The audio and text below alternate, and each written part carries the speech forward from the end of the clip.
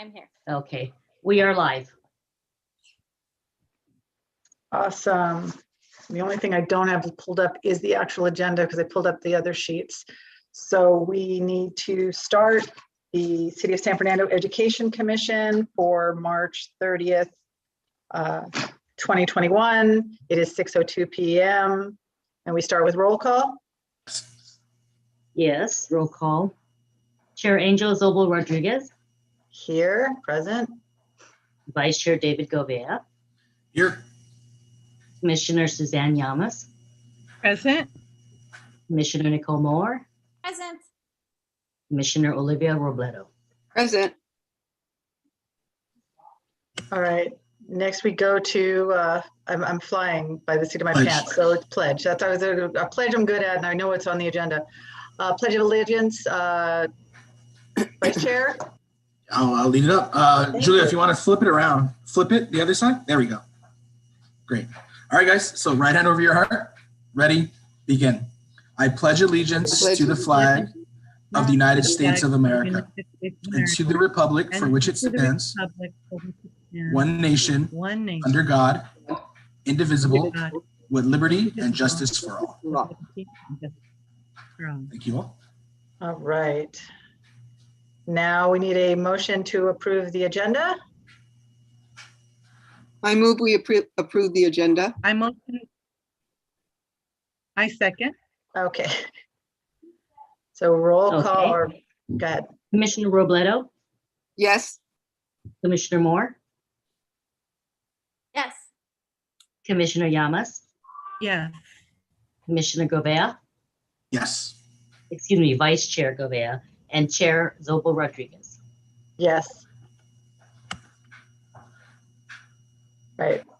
Public comments? There are no public comments that are submitted for this evening. One slightly shorter thing so we can get on to the meat of the agenda. We don't have any minutes, so now we go on to item number 1. And I will admit Mr. Timothy Howell. There are no public comments that are submitted for this evening. One slightly shorter thing so we can get on to the meat of the agenda. Okay, so we have a slight lag. All right. Welcome, Tim. You know, the city has lost a fantastic person for our city. However, Tim wants to make sure that we remember him as well as his mom. He has reached out and would like to sponsor a scholarship that we have called Jerry's Kids. And Julia, do you have the link for the form? Or it's in the agenda packets. Do you have I it so you can don't- pull it up? I can Okay, see if I let can me pull up. see if I can pull it up. Okay, Jerry's Kids. That means I have to share my screen, so then I will. Okay. All right, No one's. let me do this. Here we go. So, is that working? Because this is the part of Zoom that I am really not good at. Well, all of Zoom, but this part. Can we see the Jerry's Kids scholarship? Great. Yes. Yes. Okay, fantastic. Tim, is there anything that you want to say? I would prefer not to read the whole thing verbatim, so. Thank you, Chair Zobel Rodriguez. Can you hear me? Absolutely. Thank you for the opportunity to discuss this hopefully great offering and give a little bit of background on how we got to here. I want to thank Julia, and I want to thank Chair Zobel Rodriguez for their help putting this together over the last couple of weeks. If you're not aware, I've recently departed from the city of San Fernando after over 3 years serving as the director of community development, and the last 2 years serving as the deputy city manager as well. As part of my mission in being part of the city organization, really is twofold. One was, to make a lasting positive change in the city of San Fernando, and obviously to, leave my department, leave the city in a better place after my tenure than the condition that I inherited it when I first started with the city. And so in that spirit, although I'm no longer a part of the city organization as an employee, I did want to have, I was looking at what I could do to further impact in the community. And I thought, what better way than to build off of the great work that the Education Commission has already established with its scholarship offerings and the program that's very mature at this point. And how could I build upon that? So worked on this concept to be able to honor someone who's near and dear to me, while really providing what I hope is going to be a catalytic offering for students in the San Fernando area. And the objective of the scholarship is really to, target students that either live in the city of San Fernando or have attended schools in close proximity to the city of San Fernando. And the one real caveat being, as someone myself, who, I grew up in Los Angeles, I'm an LAUSD product myself. And I went to college out of state. And, the opportunity there was to be able to go study at the best program in the country for what my area of study was coming out of high school. And that was something I was really grateful for. And however, that's not really an opportunity that every student thinks is possible as they're growing up. And then certainly when they have that opportunity in front of them and they actually do pursue it, there are some, negative externalities. There are some positives, and there's certainly some negatives associated with that. So, speaking from personal experience, there were Thanksgivings that I could not come home, and I had to spend, on campus away from loved ones and family, simply due to cost, or, I couldn't have, my relatives come and visit me during the year, just due to resource constraints. And so, the opportunity here is really looking at, providing supplemental resources for, students from our area that are interested in going to pursue higher education outside of Southern California. So, if you're going to school in Northern California, if you're going to school in Arizona, or beyond, if this helps students be able to make that one trip, that one flight home to see their loved ones, to make, the experience a little less challenging, or to have loved ones come visit them, or whatever it might be. And over time, that this opportunity, as students, see that these opportunities are there year after year after year, that it starts to become ingrained that, hey, this does make it more possible, and it does broaden the opportunities that students believe are available to them.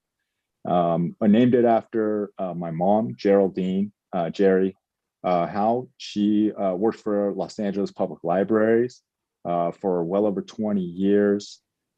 She passed away in 2006 after a short bout with cancer.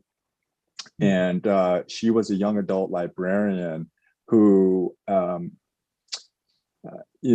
especially after she passed, so many of the patrons, so many of the, young folks that worked with her would, come to the family and explain these stories of how she was really someone who motivated and pushed folks and inspired folks to try to pursue higher education, especially for folks that didn't get that type of motivation elsewhere in their lives. And so that was something that is her legacy. and something that hopefully this can carry on. So thank you for your consideration of the opportunity. I'm happy to answer the questions or pass it back to you. Thank you. All right, does anybody have any questions? I don't have a question, but I have a comment.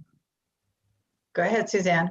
I want to thank you, Timothy, for thinking of our kids and thinking of the special circumstances in addressing the needs for kids who leave our area.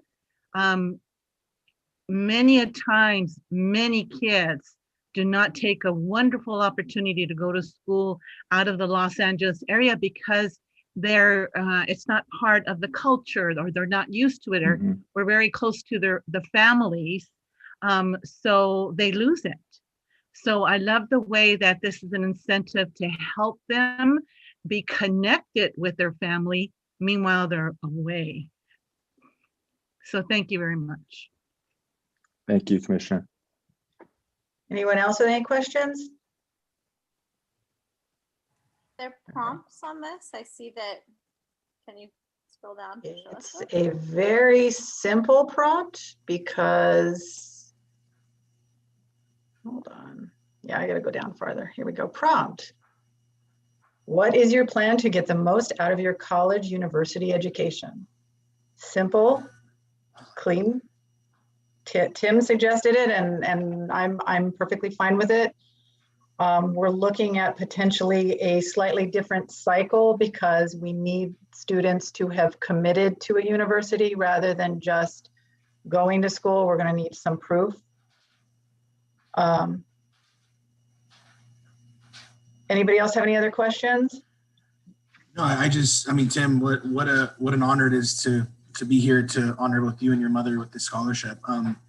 You know, when Angel mentioned it, I was so happy that not only will our students get another opportunity, but also you're increasing the kind of catchment area with the schools that are allowed to apply for this one. So I see Silmar in there, I see Visa in there, and a lot of times those schools are kind of out of our catchment area due to the restrictions and limitations of the funding sources. So I just think it's really great that, you know, this will kind of catch a wider net to hopefully get some more eligible students out there. So thank you so much for your generosity, and no, I'm excited to see who responds and who we can honor. Olivia? Thank you, Vice Chair. Yes, Tim, I just want to thank you also. But what comes to mind is, again, it takes a village to raise all our children because they all belong to us. And, you know, at a school site, it's sometimes, you know, the librarian of the school, sometimes it's the custodian, or, you know, it can be the person in the cafeteria who touches the heart of children or of young people. So this is what your mom's legacy of so many people she touched reminds me of, that we all need to be open to those opportunities when we are with young people and encourage them. So I'm so happy that she's going to be honored in this way. Thank you. Thank you, Commissioner. I don't have any questions. I have spent the last almost month kind of fielding this and trying to work through this with Tim, and I am so honored for the work that we do. I've said a million times, we sometimes feel like Oprah because, you know, you get a scholarship and you get a scholarship, and this work means so much to us. And to have a scholarship, first of all, great people come to the city, and eventually it's okay when great people leave the city, and, you know, it's part of being part of the city. But I'm so honored, Tim, that you consider this part of your home now. I mean, you're leaving a scholarship, you're leaving a part of your heart here. I have no other things to say because I know I'm going to start crying and I don't want to do that. I believe we need to officially vote in order to say that we will do this. My suggestion was that we would do a final submission deadline of June 25th, and then we would vote on it in July. And then almost every student by then should have proof of where they're going. they've paid a deposit somewhere. Even if they're a UC, they might not have paid their housing deposit, but they would have committed to a UC, they would have paid the deposit. So we should be able to get verification that they're there. So if everyone's taken a look at it, either in their packet or from the information, we can entertain a motion and place Jerry's kids in a slightly different time cycle, but for the good of our kids. And Chair Zobel Rodriguez, Yes. when will we be advertising the opening of? I would pretty much expect May. As soon as it's approved, we can start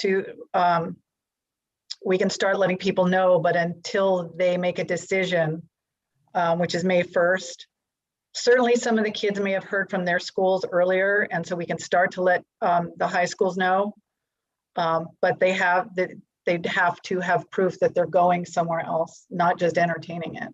But we can definitely reach out to the high schools where we have connections, and we certainly have connections in this community. So It's a soft opening of May 1st. I think a soft opening first, because the kids are literally going back to school that last week of April, I believe. So there's going to be a lot going on, but as they start getting into their homerooms, I know who we can touch base with to make sure that we're getting the word out to the high schools. Yeah, I was just going to say, Angel, that I know of some students who already know or have already been accepted. One student to 9 places already. She already knows. The state colleges have let her know. So I don't know that we need to wait that long. Well, they have to be going. It's not just accepted. They have to be going. And the only way we're going to know that they're going is that they've paid their deposit. Okay. So, I mean, that's about May 1st. But we can certainly let people know because they can be thinking about it. Right. And certainly for those students, but they're going to have to make the decision before this scholarship is awarded. But this would, that's for the deadline to get us the information out. But I'm confident that the networks that we have within the high schools we have will connect with the students that this applies to. Requiring a housing deposit, or because like the Cal States, they require, like East Bay requires $110 pre-enrollment fee in order to fill out their statement of intent to register. Mm-hmm. Are we counting that, or we want them to actually have paid a housing deposit? So if they're putting down $110, I'm assuming they're going there. There are very few people that, as of, again, if we're not, this will be by June. So they will probably have more than that by June, because May 1st is the decision day, and they'll have their decisions by hopefully before then. But even the last few kids are deciding, and even in pandemic times, they may ask for a week's extension, but they're going to have to put a deposit somewhere. So the assumption is going to be that they're going to have a deposit somewhere. I would entertain a deposit. I said the only ones that I could think of that might not have a housing deposit at that point would be the UCs, because they start later. But there'd be, I know we technically paid a housing application fee before she even was accepted. Or she was accepted, but before she chose to go somewhere, but they told us to do it in order to get housing. So that's my intent with June 25th, and then we could have a little bit of time to read the essays and make a determination. And then Julia, that will give finance time that we're not right at the flip over of the year cycle, the calendar year, or the fiscal year. So the funds that Tim has already provided to the city is going to be rolled over into the next fiscal year.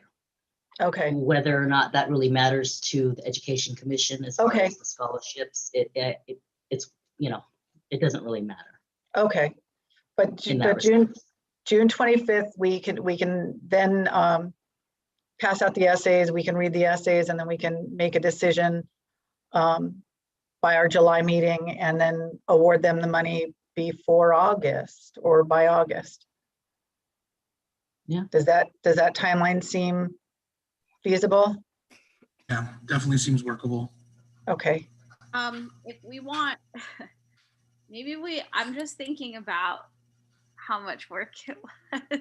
I know it's not going to be as many essays, but I'm thinking maybe because if we make a decision in July, I felt really bad for Julia having to divvy up all those essays. So Oh, maybe we could roll it back like a week. Which way? Make the deadline July 1st? No, I was thinking more like, because if we want to make I initially was thinking about it like, okay, the deadline is June 25th. We'll make our decision at the August meeting. But if we want to make our decision at the July meeting, maybe we should push it back a week to give her time to divvy it up and us to. Oh, okay. Make it June 18th. I think that might just be a good idea. Just Okay. this time. Does anybody else have any opinions on that? Oh, yeah, we give out scholarships with Comisión Femenil. Sometimes the girls don't get back to us till even September or October. We're giving them their scholarships then because they have to prove they're in classes. So Okay. I don't think that there's a big hurry. I think that they'll welcome the money whenever it gets there. And this is an added to whatever else they planned, to get. So I'm comfortable with this timeline. With the Give it June 25th, and if we're not ready to award it by, we'll give Julia as much time as she needs to pass out the essays, and then we'll read them. It's only going to be the one category, and then we can figure. Yeah, it's one scholarship. So, if that's okay, does anybody else have any other ideas, opinions? I don't see this being too overwhelming in terms of the number of applicants. Just teaching seniors, I know that the number of students who go outside of Southern California, it's a much narrower kind of group. And so I don't think we're going to have 100 scholarships to read. It's going to be too overwhelming to coordinate it, organize it, and do all that. And if it is, like Olivia said, we can always push it for the next meeting. That's fine. So I'm okay. I know you guys worked on this really well. I'm game for approving it right now. And obviously, if there's any kind of modifications needed, we can toss it to the ad hoc. Okay. But I think we could do our soft opening, kind of forward it, and then advertise it subsequently. I'm cool with it if Julia's cool with it. I'm cool with it. Awesome.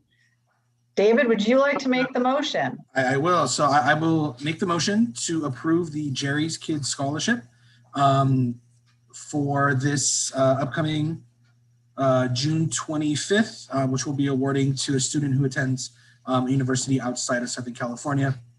Yeah, excited to work with it. Anyone want to second it? I'll second it. Oh, second by Olivia. Okay, we have Commissioner Robledo, Yes. Commissioner Moore, Yes. Commissioner Llamas, Gratefully, yes. Vice Chair Govea, Yes. and Chair Zobel Rodriguez. And I didn't cry, yes. Thank you so much, Tim. Thanks, man. Thank you all. It was a privilege to serve the city of San Fernando. It'll continue to be a privilege to be able to provide this to the community. And I'm really excited to see the young scholars that take full advantage of this over the next several years. We will be in touch, and we would love you to help come present it when the time comes. I'm there. Thank you so much. Thank you. Thank you, Tim. Thank you. Bye.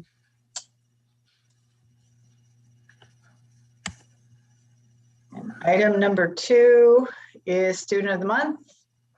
Yeah. All right, guys. So I'll take the lead on this.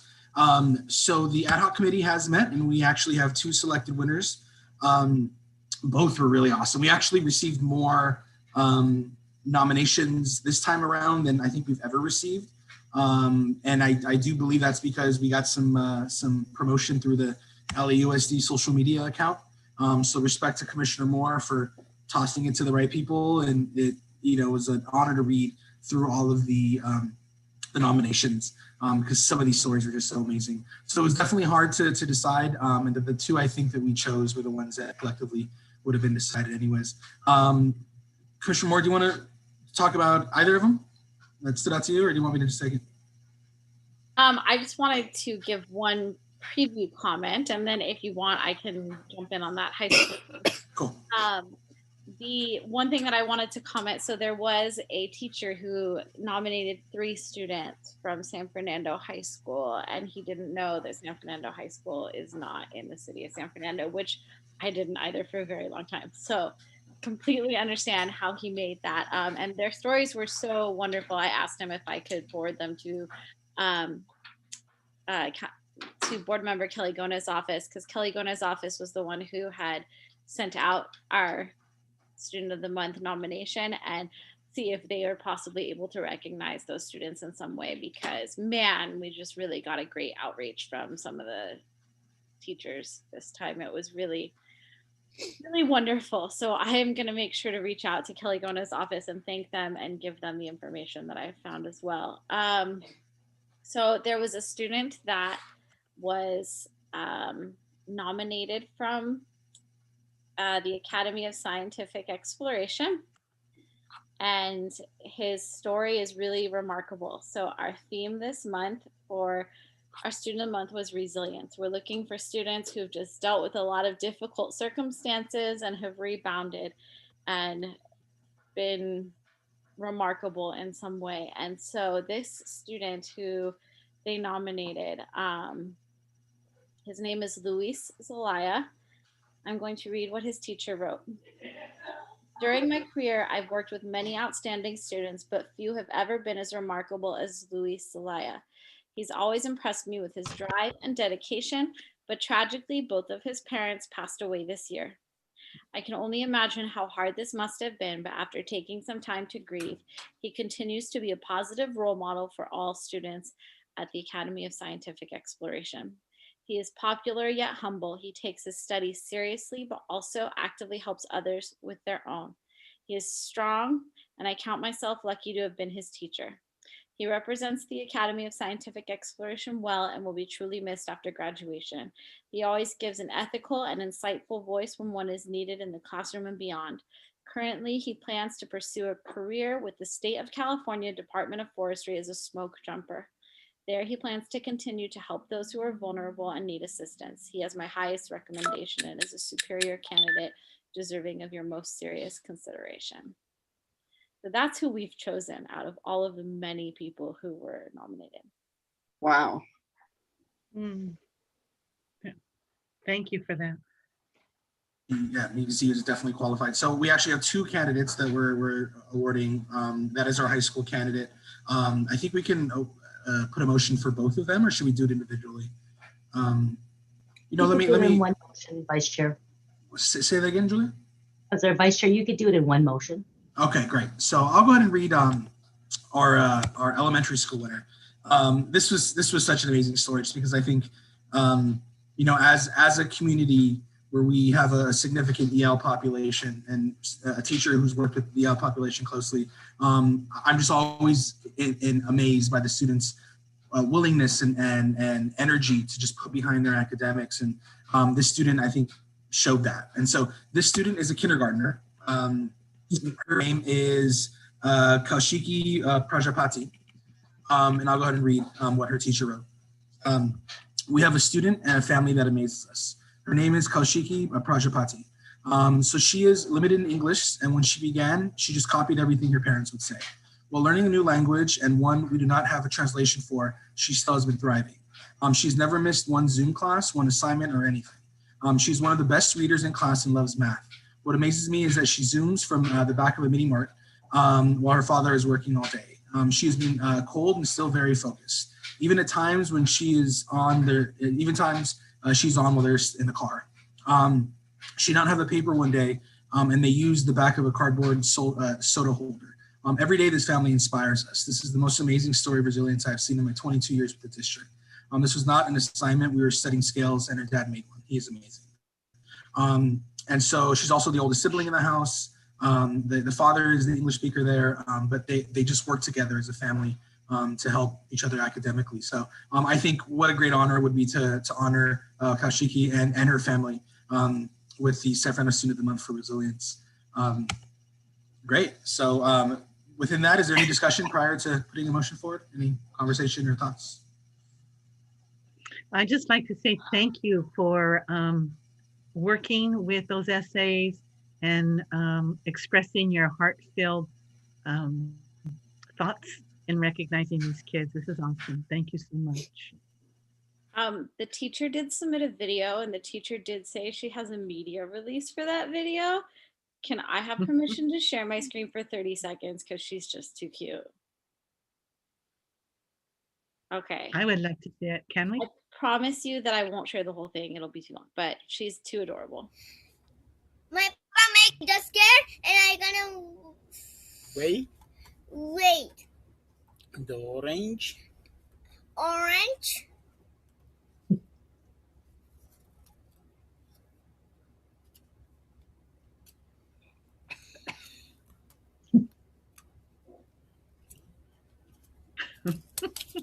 Mati.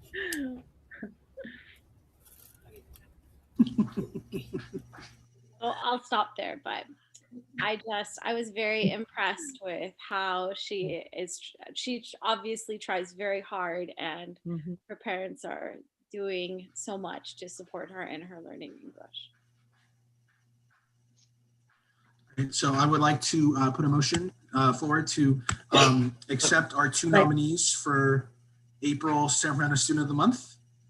The first being... I think Julia wants to interject. Oh, Julia? Chair, I apologize. We also have a item we have to select the commissioner to represent at the next future council meeting and approval to release the application for May for the student of the month. So if you want to include that in your motion. Okay, so prior to, okay, so we'll hold on that. Do any commissioners would like to introduce a student? I went last month. It was great. It's always fun. It actually went really fast. They brought us in, and you know, we're done within 10 minutes. And it's just really great to see some of our students and, you know, hear the teachers speak on them and hear the students say words. And the council members usually give a couple good words for each of the you know, recipients as well. So it's cool to take part of. And I know we're the ad hoc, but you know, we're all commissioners, so you guys are you all have the power to present. I still have a few more weeks of class on Monday. I would love to, but what is the date for the council meeting? So our next, we have a council meeting April 5th, and there's the next one, let's see here, April 19th, or you get into May.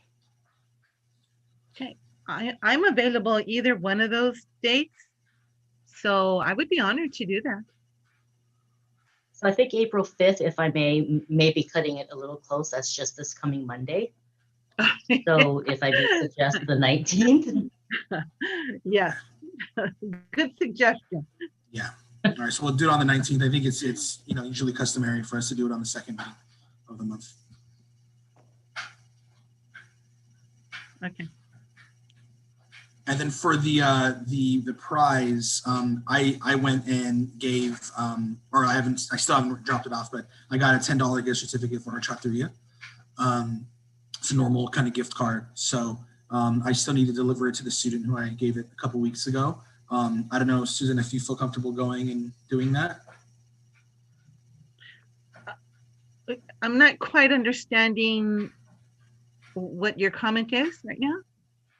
What happens is when we award the students, we usually give them like a token of appreciation. So we've been doing it from our Trattoria. So for our last one, I went and I got a $10 gift card that I paid for that will be given to the student when I drop it off. Right. Okay, I've got that. I have a question. I had given a donation for the gift cards. Did we use that money already? We haven't. No, we haven't. No, we haven't, Chair. No, can we use that, or is it earmarked for something else? We can use that if you give me direction to purchase. Is it $10 we're doing? I thought it was 5. No, it should be 10. Yeah, we're 10? doing, Okay. we're doing 10, yeah, because it's a drinking. Okay. Sure. Okay. So if you give me approval, I can go ahead and buy 5 $10 gift cards from the Horchata. For her chapter, yeah. Okay. Great. Yeah, so we'll tie that in. I think, is that okay, Commission? Should we? I, attach Oh, that that's to it? fine. That's fine. you can make a just have friendly to- amendment to your motion, and we'll be a very long motion now. All right, so I think is there any other? We have the commissioner, the date, and the prize. I think we're good. I think And that's it. approval. You want to approve the release of applications for the May student Oh, of there. the month. There we go. Okay, yeah. So thank you, Julie. For May, it's actually our final for the year. This is academic achievement. So we'll take it old school. As we're approaching the end of the semester, usually their final grades are in, or they're pretty much at the tail end of it. Academic achievement, we've been doing consistently. Any objections or discussion on that? Were several submitted for this month that probably should have been academic achievement. So I will email those teachers and ask them to renominate. All right, so I'll go and pack this in. I'd like to put a motion forward to accept our 2 April nominees for resilience. The first being Luis Zavala, ACE, and the second being Koshuki Prajapati at San Fernando Elementary School. We will be awarding the students on our April 19th meeting, and Commissioner Llamas will be there to present and introduce the students, their principals, as well as give them the acknowledgement and the award for Horchateria. And I'll also include the next and final Student of the Month nomination for May will be academic achievement. You get it? Vice Chair, I have a question. Yeah. Who does the communication with the 2 recipients? Do So to invite them? we usually do it. So I've done it when I awarded. I think it'd be great if you did it. So I'll work with you and I'll send you the info. Okay. And then you can just Great. kind of introduce it, congratulate them, however you see fit. And it's great for them to hear from more commissioners as well. Beautiful. Thank you for giving me this opportunity. Great. I'm glad. Thank you for being willing to take it. You'll see. It's very special to see these kids get it. Thank you. All right. So the motion is on the table. Any second? I will second. Second by Chair. All right. We have Commissioner Robledo, Yes. Commissioner Moore, Yes. Commissioner Llamas, Yes. Vice Chair Govea, Yes. and Chair Zobel Rodriguez. Yes. And now we get into the meat of the matter. Let's do it. Scholarship information. Yeah, we made it this far, guys. Drum roll. Julia, do you have the numbers from each of the commissioners? Yes, I have the master tally, Okay. and I will go ahead. Which one would you like to discuss first? I think we should start with Republic first so that we award the largest one first, and then we can eliminate if anyone has applied to Republic. Once they've won Republic, they can't win another one. So we can start eliminating some of the other candidates as we go. Does that make sense? Because otherwise we'll fight for somebody and then we'll have to go back and flip it. Do you all see my screen? I see your screen. Okay. Let me see what I'm seeing. Okay, okay. Okay, so as everyone knows, these essays were handed out by, every essay was handed to two commissioners. Here we have the total. This is the reviewer one, Commissioner one, and then the second commissioner who reviewed. This is the ID number for the student, rather than having their name to keep it anonymous. And I've tallied, or I've inputted all of the scores here, as you can see, with the totals. Now, because one commissioner only, actually several commissioners only received one essay to rate, they really couldn't rank whether or not it was one or two because they didn't have a second essay of this particular program. Does that make sense? So the ranking, in fact, Chair Zobel Rodriguez was the only one that was given two of the Republic essays. So she was able to rank between the two. Okay, that's fine. Yeah, so I read number two, and Chair read number two as well. I'm sorry, number three, and I was not overwhelmed with this. I felt like it was very formulaic, and it almost felt like an assignment that was given. So the fact that you, Angel, put that as your second, I gave it 18 just because the mechanics were good. If I was grading it, it would have been an A. Just based on they hit all the components, but I don't think it was deserving of the award. So I would feel comfortable eliminating that. It's the lowest score on there. Plus, yeah, I wasn't wowed by it. With regard to number three, it also, for me, it did not really address the prompt until the final quarter of the essay. So while the essay is incredibly within the length requirement, it's a lot of it doesn't. So I'm definitely okay with eliminating number three. I read number one, and I had the same concern that it doesn't answer the prompt until the final third of the essay. So I would be interested in hearing from the folks who read number two, because I'm not married to number one either. What I appreciated of this essay was, and I only had one, was the strategies that he recognized relating back to Cesar Chavez. This one, I appreciated the what he brought about, or he or she brought about in different areas. Commissioner Yamas, which number are you talking about? Are you talking about number two? I'm talking about number two. Is that the one we're talking about? Yes. Well, yeah, that'd be helpful. That's just so we know we're on the same page. Mm-hmm. Okay. Did anyone else read number two, and did you feel the same way? Because I don't think Angel really felt that way about one. I also had number two. I just thought it was a little cliche. The Commissioner Yamas is spot on about they used a bookend attention getter, and also I think there's a word, I think it's called drawstring, when you start and end with the same thing to tie your essay together. And they use Cesar Chavez to tie everything together. But in terms of their ideas about increasing recycling, their ideas are just a little bit on the cliche side. But it was not, it didn't feel formulaic. It did feel honest. It felt genuine. I like that. Okay, so who else read number one? I did. And what I liked about it was many times, I think Cesar's work gets stuck in the fields, and his work was much more than the fields. So I liked that in number one, he talked about how Cesar was one of the first people to talk about climate change and the pesticides that were affecting not just the farm workers, but the soil of the farms that then would affect all of us through the food and so forth.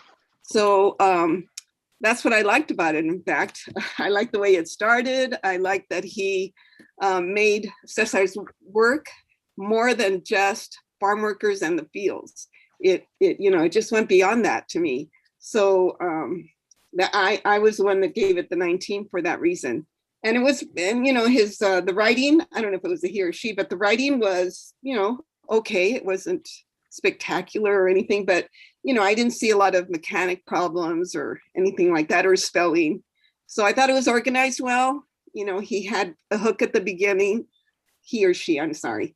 So anyway, that was my take on number 1.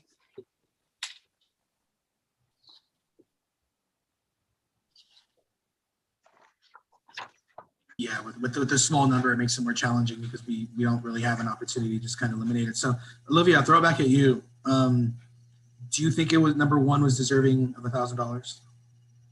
I do, and I kind of remember even our last year's recipient, the one that won. I don't know. I think it was, I did, because I didn't read 2 there. I can't compare it to anything, and I was trying to think. It's hard. But somebody read 2, right? It was me. Oh, okay. I'm taking I feel like number 1 kind of mixed 2 prompts together too, which is another reason that I rated it down. Like they were kind of dancing between the 2 prompts they wanted to write about. But what I will say is they do also talk about specifics, and I was impressed with the specifics that they did when they finally got to the part where they actually were going to cover the prompt. They got some very good specifics that were more than just recycle, reduce, reuse. Also mentioned local businesses and some other things. So if you are feel strongly about number 1, I can support that. In terms of number 2 is ironically exactly what you just said. It is recycle, Mhm. reuse. Yeah. Okay. Yeah. If I would have appreciated being able to see the other essays, but I'm okay with that. And Commissioner Moore, she's correct. It does say, it goes through the basic steps: reuse, recycle, lots of good stuff. So if Commissioner Robledo is adamant, or not adamant, passionate. I'm not adamant. Passionate. Well, Passionate of this essay. I'm for it. If it grabbed you, then I will say that I kind of read both of them. That it seems interesting to me because I think that because the essays are talking about how the prompt starts is it says Cesar Chavez believed that legislation was a solution to many problems. Discuss how your student government can create policy change at your school to reduce waste, recycle more, and compost food scraps. And where I get hung up is they spend more time talking about Cesar Chavez than they talk about the actual stuff at their school. But between 1 and 3, there's a very strong difference in terms of what they actually discuss, what policies could be created at their school. If you feel comfortable with number 1, I'm comfortable supporting that, having read 2 of them. I didn't read number 2, and I know that nobody else necessarily read number 1, but I'm comfortable with awarding number 1 the scholarship. We have our winner. Yeah. All right. May I have a vote, please? Yes. I move that Republic Services essay number 1 be the scholarship winner for $1,000. Yay, congratulations. I second it. Okay. Commissioner Robledo, Yes. Commissioner Moore, Yes. Commissioner Llamas, Yes. Vice Chair Govea, Yes. and Chair Zobel Rodriguez. Yes. All right, here comes the fun part, Julia. Yes. There's always fun parts. There's lots of fun parts. As we start going to the next essays, if you can take a peek on the documents or on the application itself and make sure that we're not arguing or we're passionate about people who've already won, because they're not going to win another, they can't win two. So we can rest assured that our winner, that whoever we're passionate about, yeah, it is not repeated, because what we don't want to have to do is have to come back and re-award them. So, okay. So which one do we want to do next? I don't think I have anything printed with their name because I just didn't want to accidentally show you any names. Understood. So, okay, I'll hide my screen at some point. Yeah, as we start discussing, if you can poke into the forms, or then we can start to do. We the next highest scholarship are two from Councilmember Pacheco. Do we want to do Si Se Puede Barack Obama STEM next? Yeah. Okay. Yeah, I say let's do, just go through the ones that are single awards, which the majority of them are, which then gives us some flexibility as we approach Gabriel and Elias. Very good idea, sir. All right.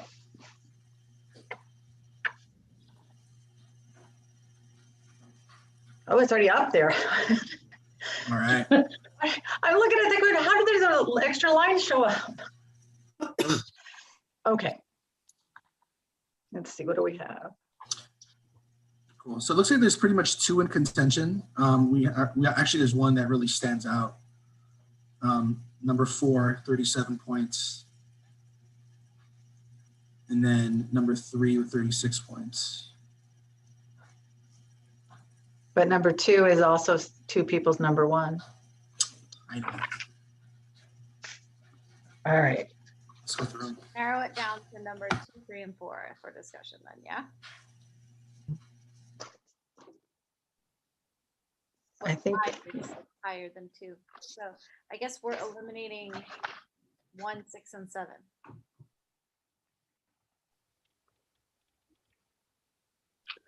I am comfortable eliminating 6 and 7. I read them and my notes say that each of them was 500 words, like 507 and 505, with a lot of filler. So we can definitely eliminate 6 and 7. That's my opinion, but I mean, I agree with that. Number 1 was my third choice, so I'm cool with eliminating number 1. Okay.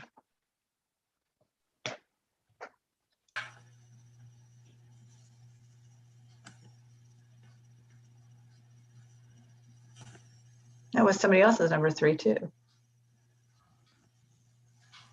So we're going to eliminate number 1.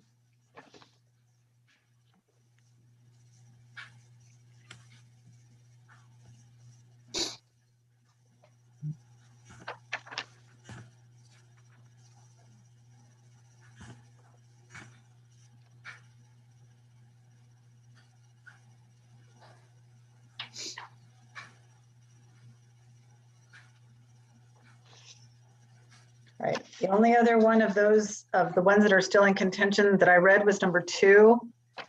And I was going to say it has a clear connection to STEM and a major, as opposed to talking about the STEM field as a general intangible. Yeah, that was a little bit difficult for me when they were referring to STEM as the STEM field, and it was field, and I'm like, and I even wrote, they don't know what STEM means if they're saying it that way, because each one of the letters is a field. Yeah. Okay. Then yes, that's how I felt about. Number 2 did not do that. Right. 3 or 4. Both 3 and 4 mention very specific majors and careers. Okay, good. So I would like, if we're open for discussion, I mean, I had number 4, and I was the one that gave it 20. The student was extremely impressive in terms of their accomplishments. This was like an opportunity for them to really drop their resume on us. and get specific as to what they've done, what they've contributed, their story of how they became a STEM major, how it's leading them into their career path. And I mean, to me, when I we developed this scholarship, this is the kind of student that I had in mind. Plus, it's a female STEM major, and I know that's not necessarily a requirement, but we know that that's much rarer. And I thought that was pretty impressive. Who else had number 4? I'm curious to know why it was. I had scored 3 less. and 4, and they were very slightly differing in my mind. Number 3 had a stronger. I felt the same way about 3 and 4. Both dropped resume very much, and both have strong reasons. The reason that I'm trying to figure out how to do this without revealing too much. I'm trying to be kind. But number 3 just did a really phenomenal job with organization. Started out talking about the way that their 6th grade teacher got them thinking about math, and then talked about the medical problems that their family have dealt with and how they have pushed through to take math classes that they wouldn't be eligible for until they were older, but to be able to do so earlier. And then tied it back to that all of these things are the reasons that they want to lessen their mom's pain, and that their 6th grade teachers talked about that math is all about solving problems, and that's why they want to go into biomedical engineering. So it just was really, really well organized. I felt that number 4 met everything else too, but just wasn't quite as well organized as number 3. Who was the other leader for number 3? Oh, I had number 3, and I was also impressed with number 3 because of the reasons for going into the STEM field. But I was really, really impressed with, I call this the elephant girl, for 5. She gave reasons, or she said that she was going to go into medicine, become a vet. And then when she started studying, she saw that the research was what had interested her most. So she'd had a lot of strength in her description of research and how studying the animals is going to help the human beings. But I was also impressed by the way that she already wants to give back to the community, because she sees that many of the youth in our community are not exposed to these fields. So she said that this field needs much more representation, and she would like to get out there and bring kids into this field. So I was really impressed with her, and it was well organized. We are at a crossroads. Yes, Suzanne, I'm sorry, was that number 5? Yes. But I didn't think we were considering 5 right now, were we? Oh. You mind I sharing don't know this? what happened to the. We were doing number 3, and I gave 4. My reasons for 3 and 4. We're looking at 3 and 4 because 3 and 4 were objectively the highest ranked and measured scholarships out there. So, Julia, do you mind sharing the screen again if it's possible, so we can look at it? Are we eliminating 5? Oh, I'm sorry. Are we eliminating 5? Well, let's look at the scores. So 5, 5 had a pretty low score, 14. I think, Olivia, you mentioned that was yours. You kind of linked it a lot. Oh, okay. I can see that. I can see the scores. Yeah. All right. If you want to pull it out of contention, I think you have a good argument. I'll let go of my elephant lady. She's going to study those elephants, and she's going to do something with it to help us. She's awesome. All right. So he or he, yeah. Cool. Olivia, do you feel comfortable eliminating number 5 as well? Yes, because I read that one. Okay. And it was not well, to me, it wasn't well written. Okay. If we look at it objectively between 3 and 4, I read both of them. And while I did rank number 3 higher than number 4, I could completely understand why to give number 4 the higher score as well. Who else read number 3? I read number 3. I was impressed with number 3. I guess, were you the 20? Or were you the, oh no, because David was the 20, so you're the 16. Number Trying to figure out where I fit in the middle of this. 3.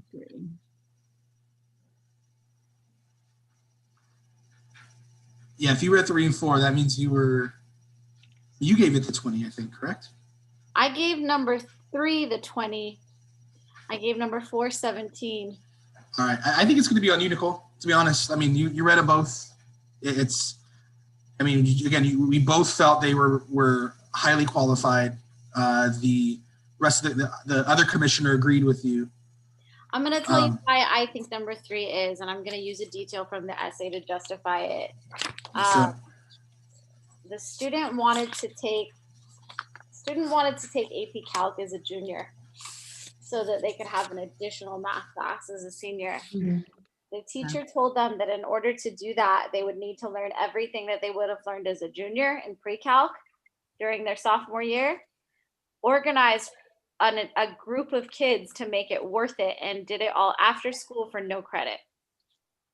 And that is how they got to take AP Calc. And I was so impressed with the fact that they were a community organizer already, and then tied it back to medical engineering, and then went back to explain how they're going to use that to solve problems, just like she said. She ended with, she showed her fellow classmates, or he, that we can all pursue STEM regardless of systemic barriers. So I just felt this was such a phenomenal essay and such a phenomenal student. I couldn't figure out a way to fault it. So was it more succinct in terms of the writing? Because if you look at number 4 is pretty comprehensive. I'm pretty sure it went over without necessarily checking the word count.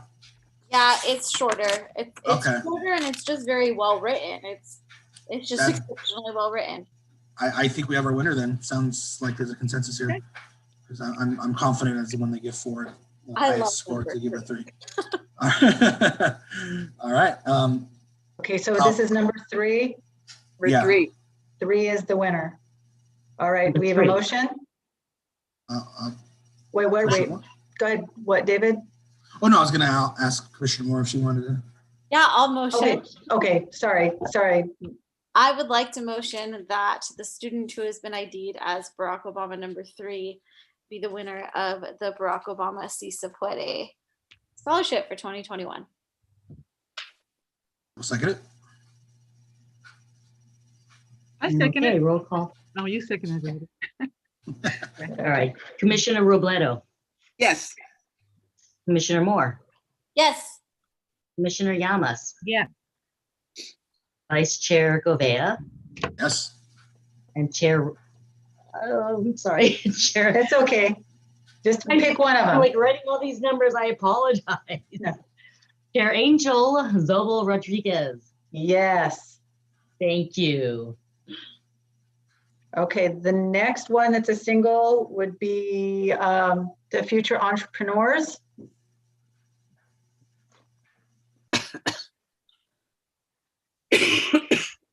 What was the letter of that? Why can't I not find it? Because you may not have one. I don't have one either. Oh no, FE. I have one. I found it. Okay. Oh wait, you have one. All right. This is FE. FE. I have one. How many entries? Oh, we have 2. Okay. Oh. All right. That was one of the, I mean, it looks like we have a winner just based on the numbers. I read FE2 and I feel confident awarding it. Someone else I read did. FE2 I read gave it. You gave it perfect. I was impressed with it. You want to explain? Yeah. Yes, I was impressed with it because they gave clear examples in understanding the business choices. So they had good use of analogies. They had clear reflections. There was their explicit reason for businesses. They answered the question. they had knowledge of funding source and how to start up a business. I was impressed. I was really impressed with how not only were they addressing the business aspect, but they were addressing the cultural aspect, the discrimination of women, and their reason for gender and cultural diversity that she is going to work with when she starts her company. And also the integrity in helping others. I wrote wow on my sheet. So yes, I'm very comfortable with number 2. I think this one is worth recognizing. I was not wowed. So I had number 1 only and was not wowed. So it sounds like number 2 is the wow. I was wowed with number 1 because I happen to be working with a gentleman at CSUN on sustainable environments. And so this person talked about hydroponics and how that would change the industry of farming, actually, and gave reasons like why the person thought it was a good idea to do this, and then talked about the challenges in going into something like that. And at the very end, talks about how this might be available at this moment in certain places, but it is not available in the Valley, and especially to underrepresented populations. So he wanted to bring it to the Northeast Valley. He or she, I don't know what it is. But anyway, that all impressed me about number 1. But I'm good with if 2 is great, that's fine.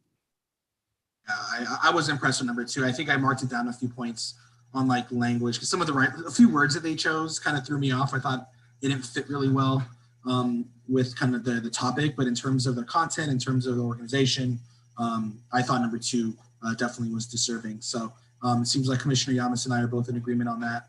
There's some disagreement on FE1. Number 1, right. So it looks like we have our winner. The winner's FE2? Yes. Okay. May I have a motion? Sure. Commissioner Yamas, you want to make the motion? Yeah, I move that we select SA number 2 to be the winner of the Future Entrepreneurs. I will second it. All right. Commissioner Robledo? Yes. Commissioner Moore? Yes. Commissioner Yamas? Yes. Vice Chair Govea? Yes. And Chair Zobel Rodriguez. Yes. And this is just where we want to make sure that we're starting to look at the names so that we don't have to go back. Okay, so here when I stop sharing my screen is when I'm going back to the other Excel spreadsheet that has names, which I would like to print if you don't see the screen up. That's what I'm doing, is printing it and comparing. Okay, that's fantastic. I said, we get all the way to the end and we think we're done, and then we realize that we've got to reissue 3 of them because we had a strong writer, and a very, very diligent writer. But that's fantastic. That's how you're doing it. I appreciate it. All right. The next one that I have would be environmental sustainability or unheard voices. Let's do unheard voices. Let's do unheard voices.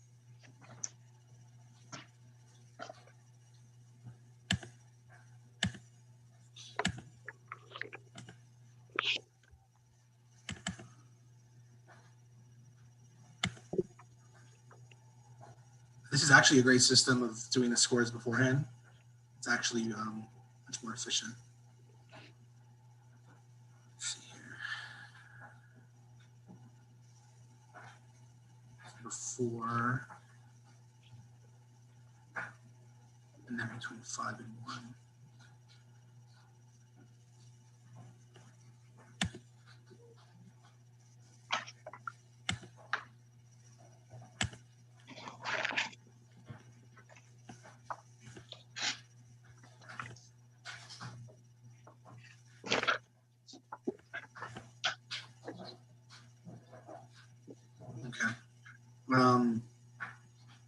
Do we want to eliminate any that don't have any high score?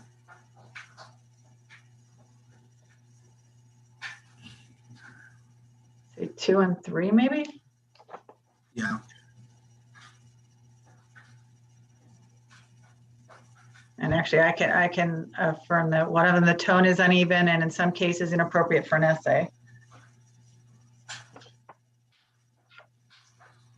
Okay, so 1, 4, and 5. I mean, let me see here.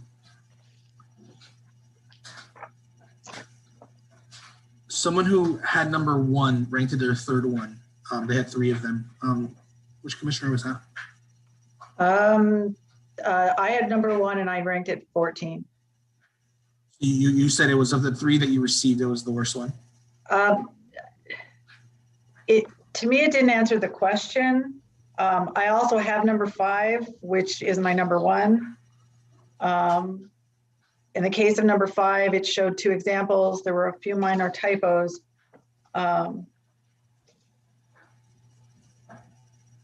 So of the 3 that I read, number 5 was the strongest one for me. Okay. Do you feel comfortable, whoever else read number 1, eliminating number 1 out of contention?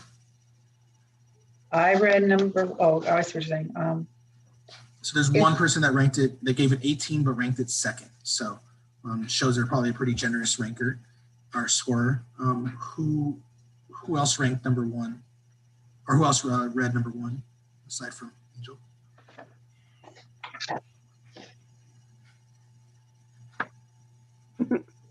Because for me, with number 1, I don't know if this will help or not. The prompt is name a time when hearing these unique voices changed your perspective on an important issue.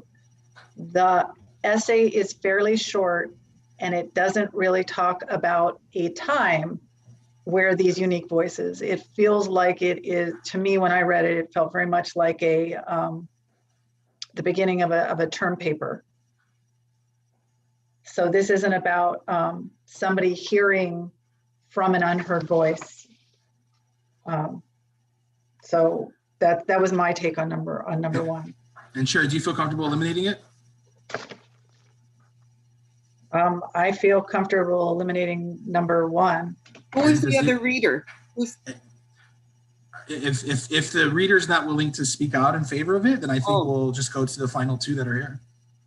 It's actually Vice Chair Govea. Number 1? Oh, yeah. Hold on. You don't want to admit you rated it, then that's okay. No. Yeah, it's. I wasn't sure what was the right time to interrupt. And I was eliminated. Sorry. I should have been, get rid of it. I liked it. No, I thought it was, I liked their topic, but just like Angel said, it didn't really connect very much to themselves. Whereas I think the second one that I read followed the prompt to the T and talked about a voice that's not heard. So yeah, I'm comfortable getting rid of number 1. Sorry, guys. All right. Good thing I have record of this. Yeah, no, and mine's right here. Mine's right here too. I should have, but I would. All right, go ahead. Give me a thumbs down. All right, 4 and 5. So I read number 4 and 5.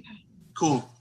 So it's very cool because either one of mine is going to win. But I would go with I would go with 4, and it does have a higher score, just because I think the writing was a little bit, quite a bit better as far as there were a lot of fragments and so forth. I have like fragment on like a whole bunch of places with number 5, but not on number 4. But I thought 4 was well written. I would go to 4. Cool. And I read number 4 and I thought it was well written. It was a great topic. It was connected. So I think, based purely on the scores alone, plus the conversation that we're having, I think number 4 is our winner. Sounds good.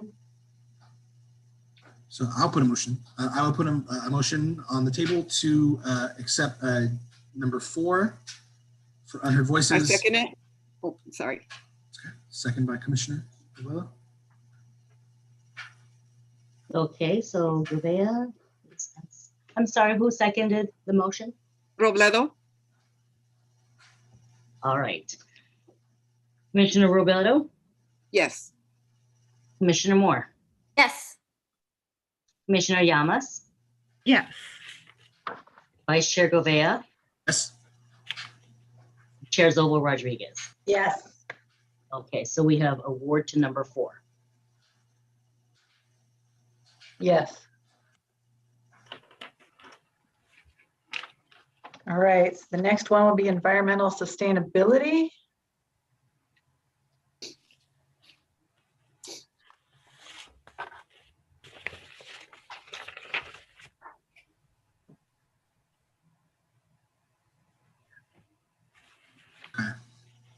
Yeah, we have our winner. I wrote on my notes one of the best essays I've ever written in my life. Who else read number 2? I'm curious to know if you felt the same way. Yeah, we gave it a 20. Yeah. You want to talk about it, Lee? No, I thought it was really well written. Gave statistics at the beginning, caught my eye with that. Published a book. Okay, so I guess there's something called ebooks or something like that you can do on Amazon. So this person published a book, and you know, communicating the importance of climate change and so forth. I just thought it did a really good job. And also there was a cross between economics and climate change. I thought that was a very good point they made. So there were just a lot of good points and well written. It's one of the best I've read also. Yeah, the student was super impressive, and I checked the receipts, and the receipts hold up. The student actually did what they said they did. But I was like, my jaw literally dropped to see the student, local student who was not only accomplished what they've accomplished, but will continue to accomplish in the future. And I have no doubt in my mind that they will be successful in whatever they do. So I think, just for the opportunity to meet the student alone is exciting. But not only that, they're extremely deserving based upon the application that they gave for our topic, the environmental sustainability. And as an economics teacher, again, like to connect the two topics, like my heart was just so full. Good. So I think we're good. Anyone want to advocate for their lower scored one? Well, I think the only 20 that I had was number 3, but since you guys are so passionate about that one, I will reserve judgment. But I only had one, so I didn't have anything to compare it to. But the best essay that I read out of everything that I had, because I did not have number 2, was number 3. So that was the only 20 I gave this year. So it is what it is. I am okay listening. You guys read it, and you both feel passionately about it. So it sounds like environmental sustainability is ES2. David, did you want to do the honors? Let Olivia do it. Okay. Okay, Olivia. I move that we accept number 2 as the winner for the environmental sustainability. All right, I can second that one. Environmental sustainability number 2. Okay. Commissioner Robledo. Yes. Commissioner Moore. Yes. Commissioner Llamas. Yes. Vice Chair Govea. Yes. And Chair Angel. Zobo Yes. Rodriguez. I am having a trouble with your name. No, you can call me Hey You. You can call me any of those names. I will answer to any of them. Okay, let's So see I'm what good. the next- All right. So now we should be on to Paola. We have, for this particular scholarship, David, you have $500 that you have committed, and I believe there's 250 that's from Mayor Ballin as well. Yeah, and We don't Yeah. have to award them all, but I want that. We have a potential for 3 for this one. I have a little bit of a concern on number 3. Number 3 was a fantastic essay, and I would love to advocate for it, but I'm a little concerned because of things that were mentioned in the essay that the student might not Be eligible. be eligible. I have the same issue with number 2. Number 2 actually mentions that they had 2 Bs, and those were their lowest grades ever. So if we're calculating a GPA, there is no way that you have 2 Bs and everything else is above 2 Bs and you can be below a 3.0. And my concern was that the student, I think it said on it, I think it said that it was a 12th grader or something, but it wasn't. It was, I'm trying to figure it out. Third year college? Yeah, okay, then maybe it wasn't the one that said it. Yeah, it was a 3rd year college student who's at UC Davis, but I was trying to figure out, like, UC Davis is really hard to get into. So I was kind of trying to figure out how this person was UC Davis and had below a 3.0.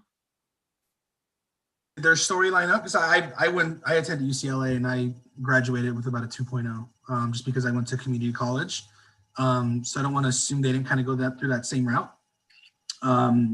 This could be one of those where, you know, we assume kind of positive and truthful intentions. Oh, and then it would be a current GPA, right? Well, because I'm just thinking, because no, the person went directly to UC Davis, mentioned it was part of the story, but and the essay's phenomenal. So I love it and would very much like to advocate for it, but we should probably ask for GPA verification because I guess it would be their UC Davis GPA.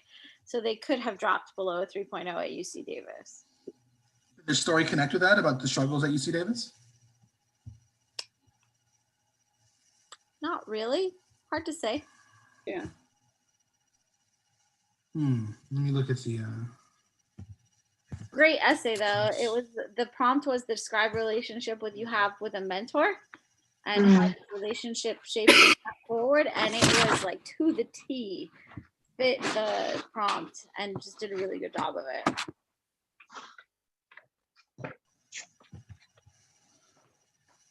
Yeah, so if they have a below a 3.0 GPA, they are eligible.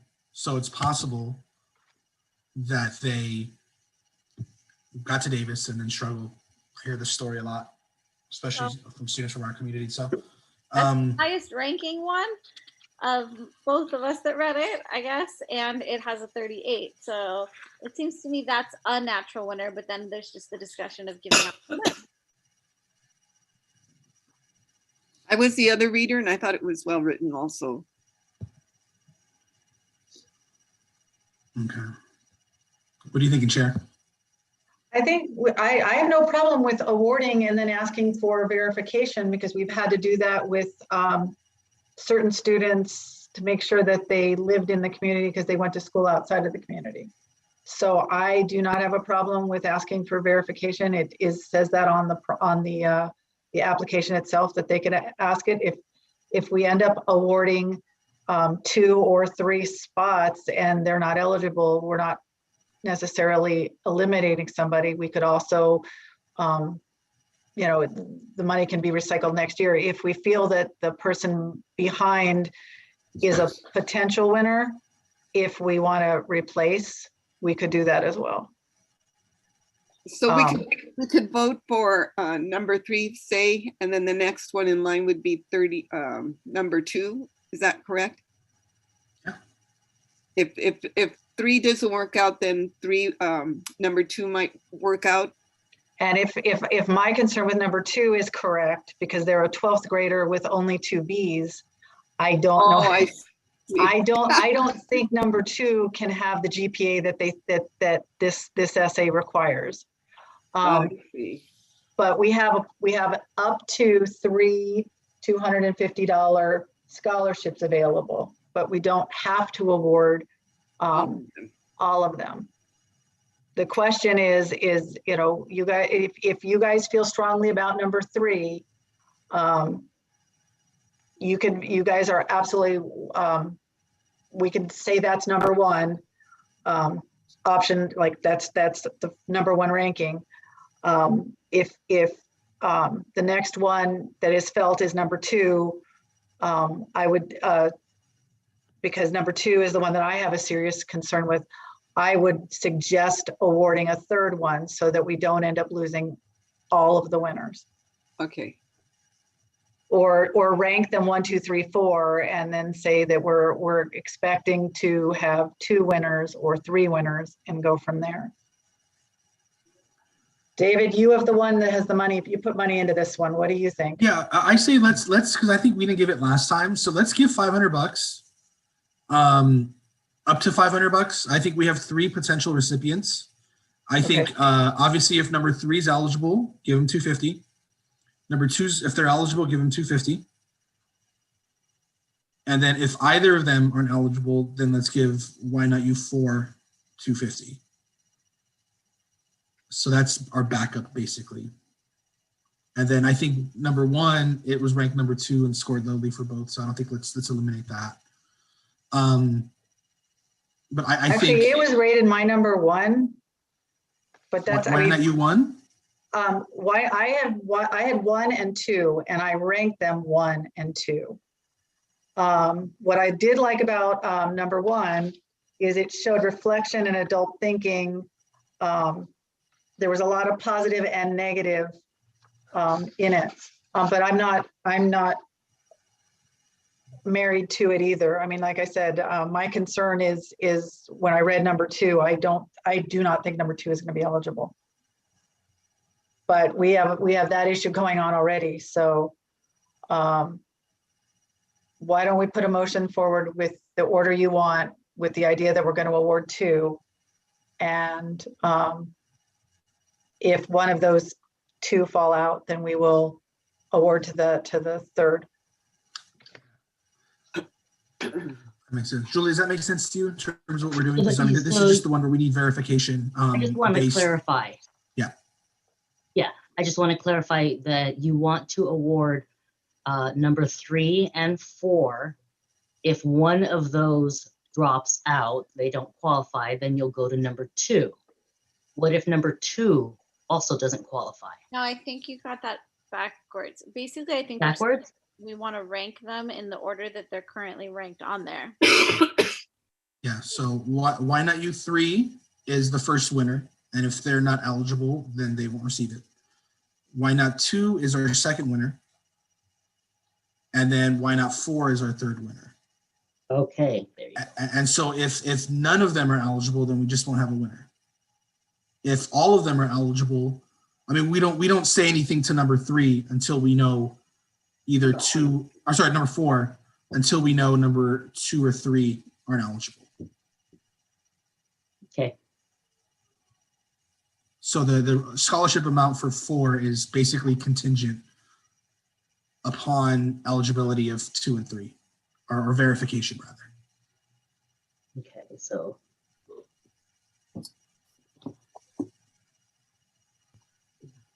So I'll make that motion then.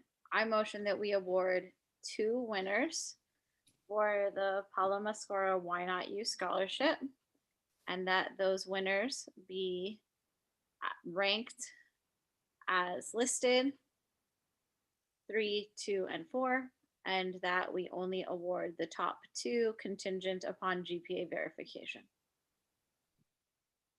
I second it. Okay. So we have Commissioner Robledo, Yes. Commissioner Moore, Yes. Commissioner Llamas, Yes. Vice Chair Govea, Yes.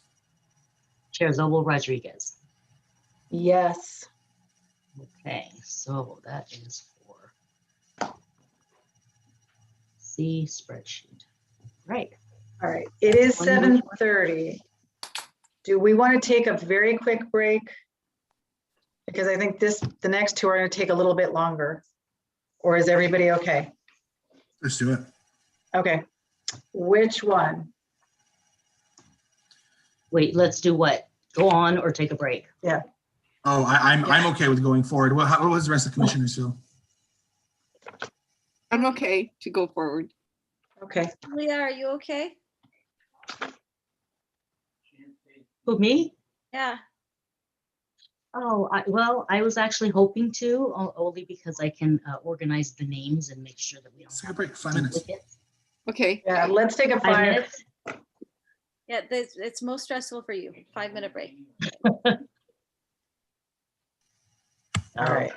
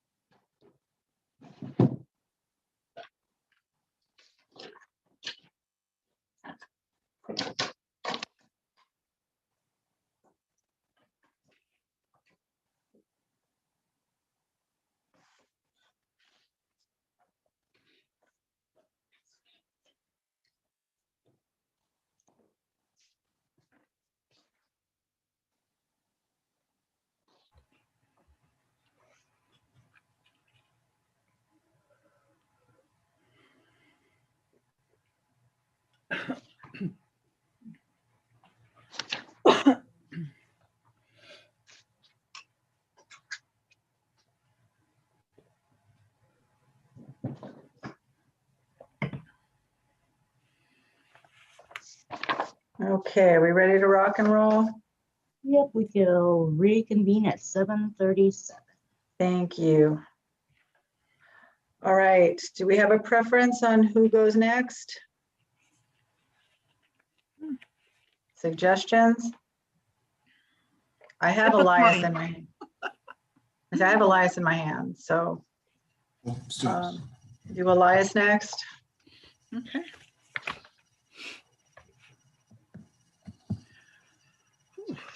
And I'm sure that there are additional essays that share different topics, but I really want to thank the commission for wordsmithing the prompt about the pandemic, because I have 5 essays in my hands. They're all about what they did with the extra time at home.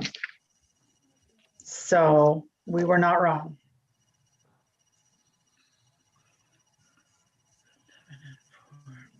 Yeah, I was very impressed with the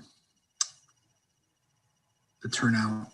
I mean, for both the ones that we actually discussed, we added the mental health and the pandemic one, and I was, it seems like these were topics that were fresh on the students' minds for obvious reasons. In terms of awarding for Elias, I see 2 that are standout in terms of just the numerics. I see 11, and then I see number 6. I think for this one, it will benefit us to kind of have an idea of how many scholarships, or in terms of like the pool that we're working with. I know some of the funding sources are drying up, so we would like to reserve possibly maybe half for at least another year. Right now, we have $250 for Gabriel and Elias from the California Latino Water Coalition. We have $250 that was returned as a check that was never cashed last year that goes back to Gabriel. Elias has $550 left in that account. So right now, just on face value, it's $500 for Gabriel and $800 for Elias.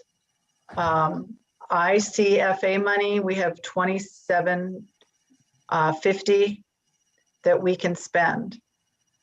And I'm going to make this really easy. I have a very strong feeling I'm going to be dropping, I'm going to be offering $500 for Elias. And I may do the same for Gabriel, but let's do one at a time and then we'll go. Okay. So we're looking for maybe 2 to 3 per. Probably. Okay. Okay. Let's knock out which one's which, and then we'll go from there.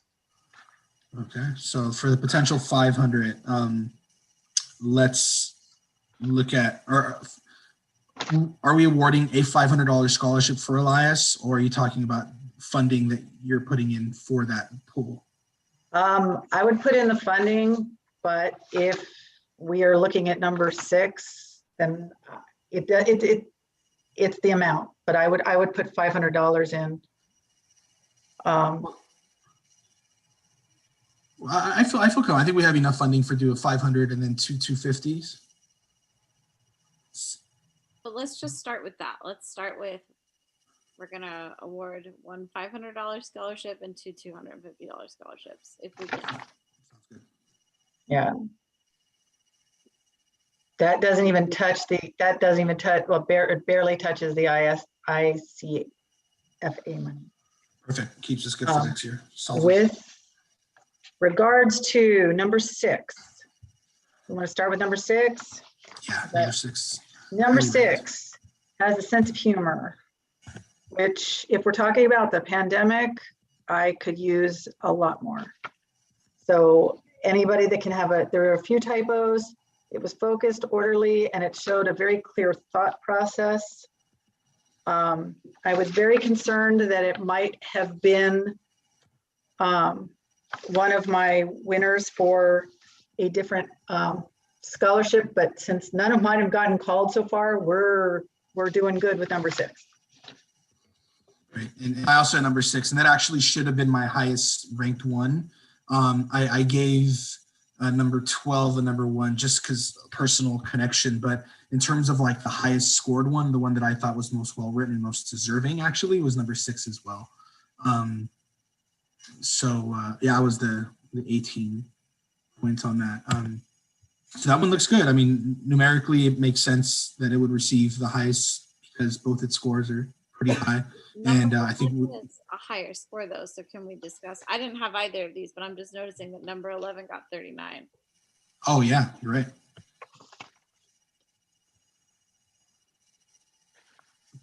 Cool. Thank you for letting us. Yeah. Who read number 11? I had number 11. This one was a real good one. In fact, this one started with the inspirational quote, which showed that they had the knowledge of responsibility. This is the one that had to do if you were elected teen mayor, what would be your first act in office? So once again, they start with responsibility, and then they had knowledge of what do you do when you go transition into a new organization. So they, talked about, okay, let's look at the previous agenda. Let's see what works. Right now, what do we need? What's the existing city budget? What would the focus be? They talked about the ideas for road safety, for criminal activity, for mental health, for prevention of police brutality, for homelessness. They covered quite a bit when it came to what do we look for when we're designing a program for a city. So I was impressed with number 11. In fact, number 11 I had given them 5 all the way across. It was well organized. Details were there, and it pulled at my heartstrings because I thought, oh my goodness, this is a leader. I would vote for this person. I also read 11 and I thought besides, they had a plan. It was like a plan. It was a 1, 2, 3. And then within those 1, 2, 3s, there were other little details. So it was well written, it was organized well, and it was inspirational to me as a teen mayor, how they would approach it, but very realistic at the same time. It wasn't far out. Right. Yes, Julia. Yes, number 11 is also the winner of Unheard Voices, UV4. Oh, darn. Which one would the person benefit more from? I mean, does this one give more money? It'll depend on which one how we assign them. So it seems like they would qualify for the $500 based on what I'm hearing. Right. They numerically have a higher score. So if we did award it, I think they wrote 2 really good essays. There's so many more here. And isn't the Unheard Voices $500 also? No, Unheard Voices is $250. Mm-hmm.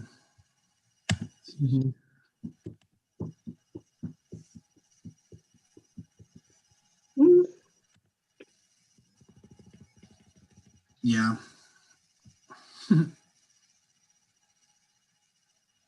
What do you guys think? I feel like that y'all are so super passionate about number 6 that it makes sense to me, even though, okay, it got numerically higher, but both were a 1 and a 2. And you're both passionate about it. So, and if we already know that number 11 is getting money, I would say let's give number 6 the $500 and then just eliminate number 11 because there are a lot of other high scorers here too. You have number 9 as a 34. You have number 4 as a 34. Like those are pretty high also. That's my thought. And I would advocate for number 11 getting this one because they would get the 500 and give the Unheard Voices to the next one in the rank. I agree with Commissioner Robledo.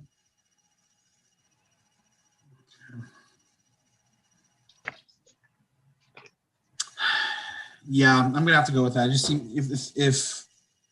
if they wrote 2 really good ones that are deserving, let's give them a higher amount. So I know it does require some revision in terms of changing our UV winner, which is fine. We can do that. But I think if they wowed us twice, let's give them a higher amount. So maybe we'll start with that. If that's okay with the commission, I'll put a motion forward to amend our winners for unheard voices from UV4 to UV1. Okay. Hold Then on I'll one second moment. it if it's a motion. Is it a motion? Yeah. And I guess should we do it at the same one, Julia, to award this? Or separate? Well, we've already started it, so the motion is to amend UV4 winner to UV1 winner to the UV1. Okay. Unless if UV1 is on this one too. I know. Let me double check. Watch UV1 be number 6. Okay. We don't have the same issue just because of the amount. So if they receive the other one, they won't receive this one. This gives us more to play with right now. Okay. UV1 is not on the Elias Rodriguez, so we're good with that one. Okay, so back to Elias Rodriguez. Yeah. Do we not have to finish voting on the amendment? We or do. no? Yes, we do. And who seconded Vice Chair Gobea's motion? I'll second it. Okay. All right. Commissioner Robledo, Yes. Commissioner Moore, Yes. Commissioner Llamas, Yes. Vice Chair Gobea, Yes. Chair Zobo Rodriguez. Yes. Okay. Back to Elias Rodriguez.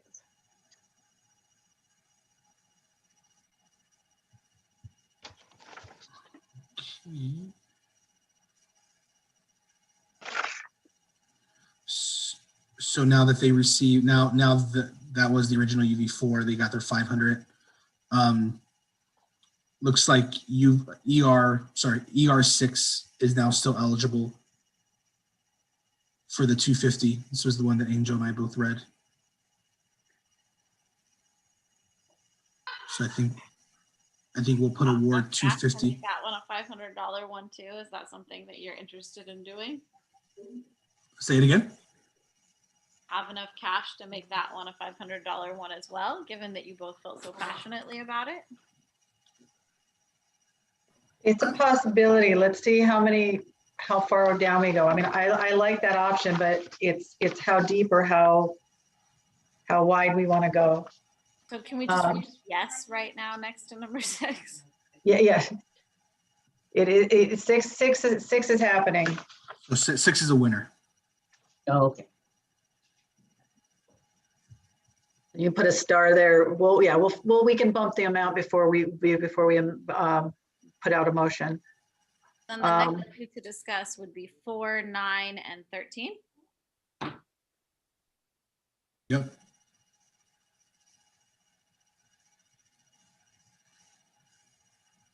All right, so let's take it. So I see number 13 received a 20.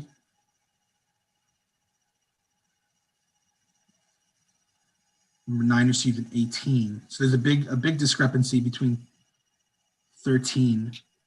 One person loved it. One person was not as impressed by it. Right. Anyone want to comment on 13? Yes, I gave it a 13 because they did not have paragraphs. They had like sentences as a paragraph. So it was more written like, I'm talking to you, like a script maybe, instead of an essay, in my opinion. And so by 12th grade, I think they should have that under their belt. That's just the way I felt. So that was one of the mechanical things that I observed. And and then the use of dashes. I don't know, some people use dashes instead of like a period, or, again, another mechanics thing. but maybe it's a new way of writing that I'm not familiar with. You can tell me. No, I'm That is no, not. it's not. It's That would not. be a no. I teach this grade level. It's not. Okay. All right. I- So Again, it's just the expectation we have as far as the writing. And so that's why I gave it a lower score. The content, I think I gave it a higher score. You know, the content was good. It was just the writing was not good at all, in my opinion. the other reader want to go The against other that? reader was me, and Commissioner Robledo has, her statements are correct. I think what drove me to really appreciate this essay was the hardship that he experienced. And I really overlooked the mechanics. I saw it as a type of literature presentation. He was really talking, like you said, he was talking to us. It's lucky. So that was a style that he used. It's not the actual paragraph style, but I was really, he was into what his silver lining was, actually getting into photography. And the reason being is that it captures what he would feel and what his life was. And then he went on to explain that his life, or his or her life, I can't remember, this one was a his, this is his. He is suffering so many challenges for him and his family. And then also as a male, as a young Hispanic male, he was able to be very specific as to what he is experiencing and what's expected of him and the challenges because of that. So what he is saying, he says, I'm a proud person. I'm going to take care of my family, my younger brother, and the Hispanic community. And he looks at all these images, and the one image that he has is one of his culminating ceremony. So this one, and he ends it with, I see my storybook of memories. This one to me was very artistic and very heartfelt. And that's why this one, I scored it a 20. And I agree with Commissioner Llamas. It was very creative. And the story is great. The content, I gave it a high score in the content, but in the writing and the use of the language, so if we want that to count, I don't know. Yeah. Can I ask a question? Did either one of you feel that it wasn't 500 words? No, I think it was 500 words. So there's just a lot of single line paragraphs. Okay. Right. Yeah. Yeah. I think it did qualify with a number. Yeah. Yeah, I mean, I don't want to mark anyone down or disqualify them for being creative and artistic and kind of taking a stream of consciousness approach. But I do know when they fill out the essay, part of the requirement is for them to proofread. And proofreading includes mechanics, it includes grammar, it includes paragraphs. I wouldn't feel too confident giving money to someone who wrote one big paragraph. Even if he didn't write one big paragraph. He wrote a paragraph that was a single line or 2 lines. That's what he did. It's almost stream of consciousnly. Yeah. But like I said, I took it as a writer and what his style was. And that's how I took it. And also I would just say compared to some of the other essays that we've received, this stands out as, not being written in the same kind of essay. And again, as an educator, when you ask for an essay, that's what you want, is an essay, not a screenplay or something else. So Olivia, do you feel comfortable giving this $500 or $250? I don't, no. Okay, so I think maybe that should be a point, like both commissioners have to feel it's okay. Yeah. And I'm sure Commissioner Llamas thinks that it's okay based on her score. Commissioner Bello doesn't. We'll check with the other two and we'll see if the ones that are more highly scored and if both commissioners feel like it's deserving, we'll choose one of those instead. Okay. Are we looking at maybe ER9? Yeah. Okay, ER9 is my number 2 for Elias. I really enjoyed reading it. I said solid examples, rich details. It was a little bit short, which is really why I marked it down. I would have marked it higher if it was a little bit longer. They are singing songs and tutoring to cousins to get through to get through the pandemic, because they're struggling being at home. And so this isn't somebody that's saddled with mentoring. This is someone that's chosen to do it with flashcards, color coding, random songs about a topic. I want to hear the songs about I want to hear the songs that they're singing to help their cousins. I really felt like, there's a lot of, there was sourdough bread baking. There's a lot of things that the pandemic, but this student is really embracing mentoring, and was actually hesitant to do it to begin with, and then realized that it was making their life less stressful. So that was what made it important to the writer. So that's number 9 for me. Do you feel it was deserving of 250? I would like to see I would see they're deserving. Okay, and I'm the other reader for 9, and I also feel the same way. I actually ranked it an 18, which is the same score that I ranked ER6 with. In terms of the quality, it was up there. I think I gave it a 3 ranking only because of that one kind of emotional one that I had for one of the non-winners.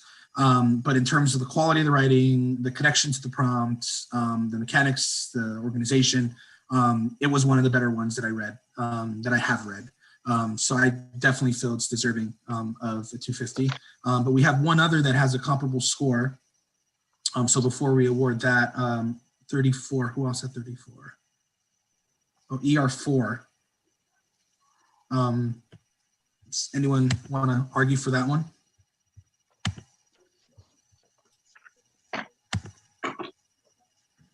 I was one of the readers, and I gave it the 18. I was just wondering, well, the person talks about getting over social anxiety, actually, and how that's the silver lining for this person.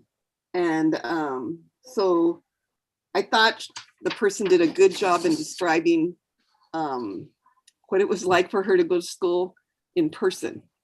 And so she'd be anxious, nervous, whatever. But now with Zoom, she was willing to go and participate. And so the whole essay goes through this transformation that this person has, and how it's easier for her to make friends, and even makes friends that are not from her area, and develops relationships or friendships, but gives her so much courage that at the end she's talking about how now she can't wait, or it seems like she's anxious to get back to school to see if she can kind of test this out.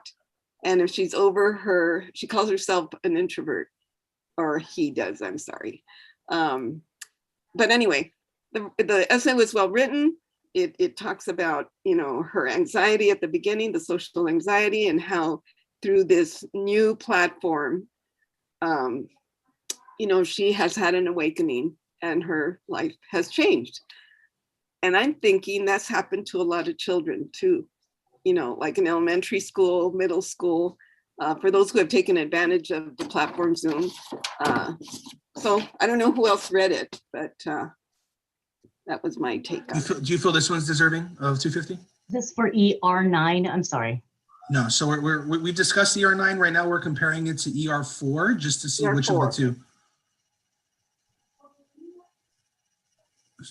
I do think it's deserving, but if ER9, it has the same score, I'm comfortable either way. Okay, great. Who's the other reader for ER4? We'll finish off with that. Nobody. I'll double check mine real quick. I was not ER4 this time around. It'd be really easy if it was Angel. Commissioner Llamas? ER4? Oh, I am ER4. I select the first 2. I'm sorry. Okay, see, David, you and I are on the same plane. All right.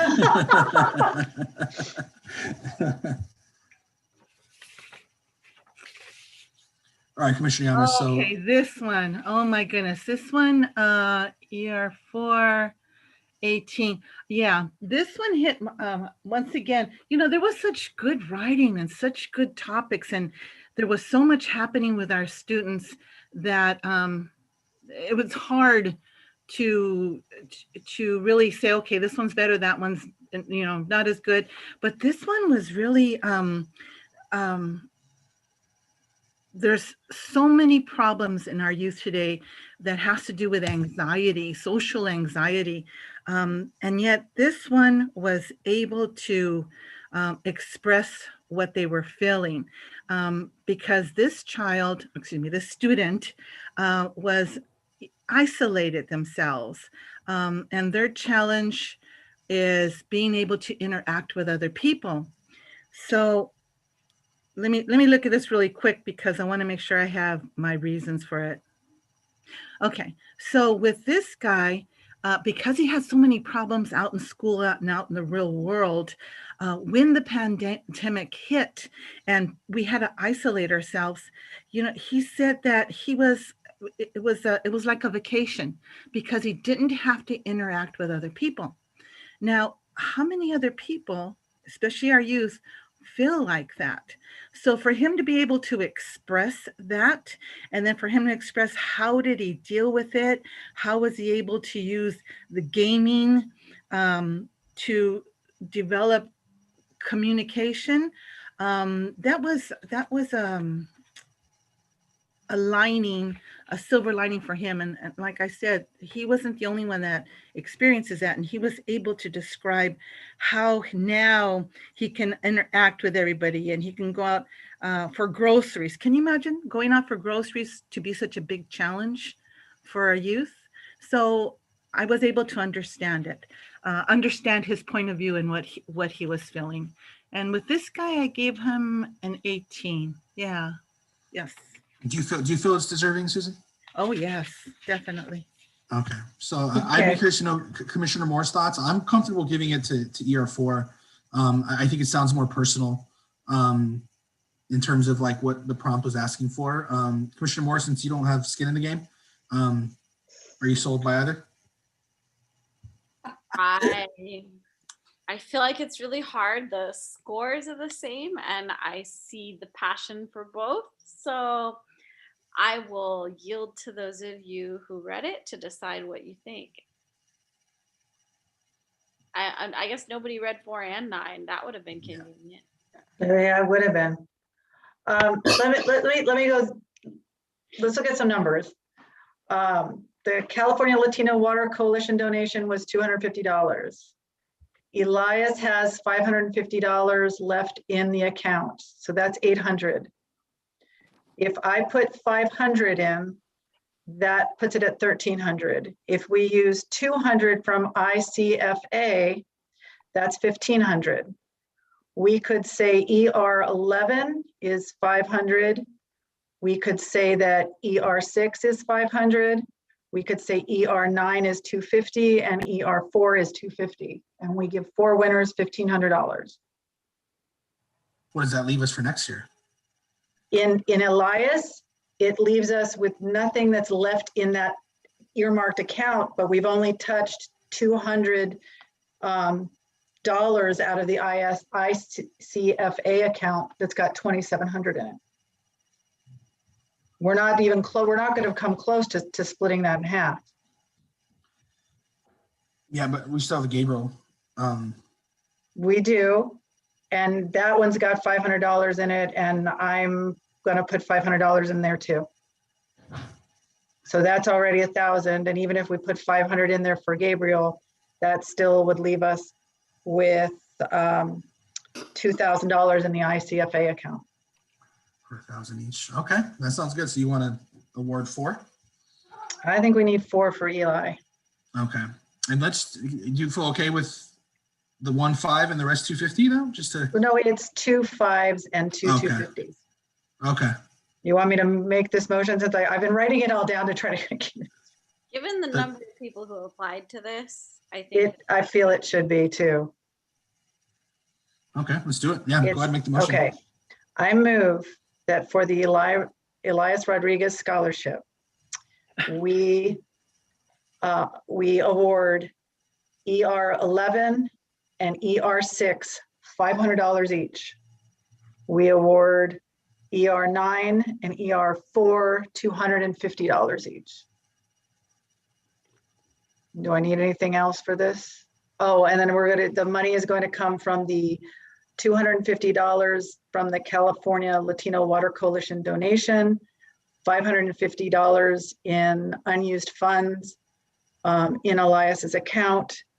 And I will donate $500 from my stipend to the account, and then $200 will come from the ICFA account where we have $2,750. Great. It's very good. I will second that. What You a don't wanna repeat motion. it? No, I think we're good. Okay, and okay, I think I'm good. Okay. Commissioner Robledo, Yes. Commissioner Moore, Yes. Commissioner Llamas, Yes. Vice Chair Gouveia, Yes. Chair Zobel Rodriguez. Yes. All right, commissioners, we need to go back. Uh-oh. Uh-huh. Is this the unheard voices one, or we need to go back again? We need to go back to, so there are 2 people that applied for every single one of them. Okay, that's what we need to know, and that'll save us time.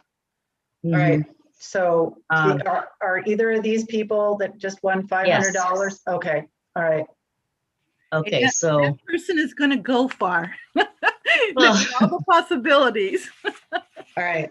so for ER6, that person is being awarded $500 on this round for this Mhm. particular scholarship. They also, they're also awarded, oh gosh, let me see here.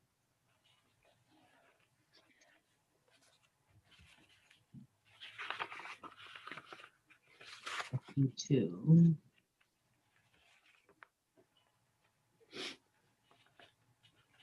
Okay, no.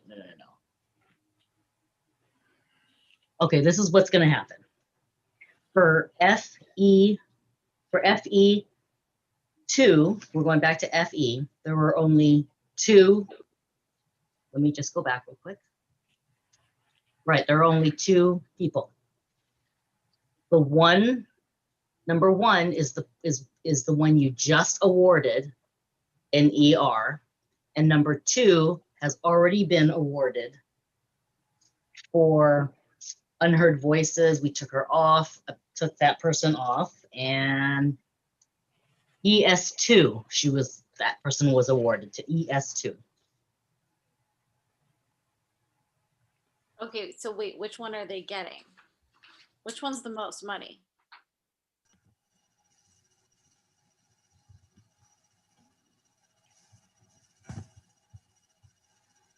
ER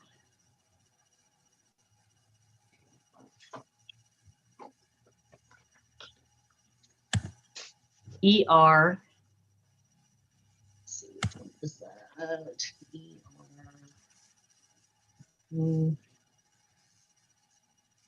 All right. So ER, let me go back to the chart. Mhm. Okay, ER11, that was removed from UV1. I mean, so from UV, because they were UV4 on this list. You can't see the names. Mhm. And then we revoted to choose UV1. So UV1 is fine.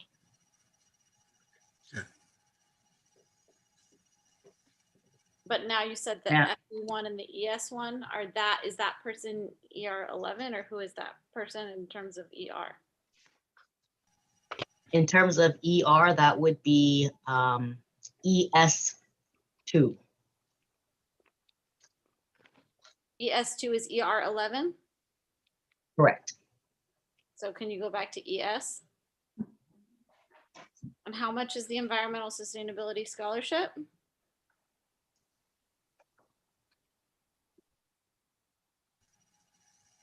That Two- is 200. $250.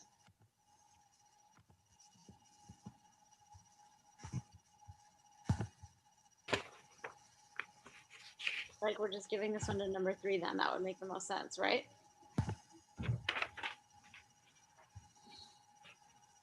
Yeah. But I think you need to reevaluate ES, environmental services or environmental sustainability. So we have to just change the winner. Can you really quickly double check if ES1 or ES3 is any of the ones we've chosen already for Elias? No, they are not. Okay. They are not. In fact, the 2 people that I know of now are embedded in my head. Okay. do you want to change it maybe to our next highest score, Nicole? I think we should probably go ahead and go with ES3. I only read ES1, but I wasn't super impressed with ES1. So given that ES3 got a higher score and somebody ranked it at number 1. That was my number 1. I'm okay with giving them the All right. 250. I'd like to make a motion that the Environmental Sustainability Scholarship be awarded to number 3 instead of number 2.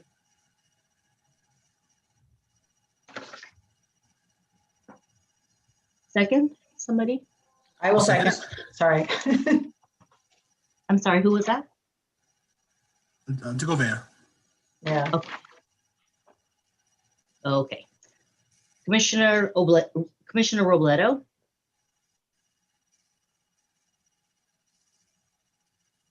Commissioner Robledo?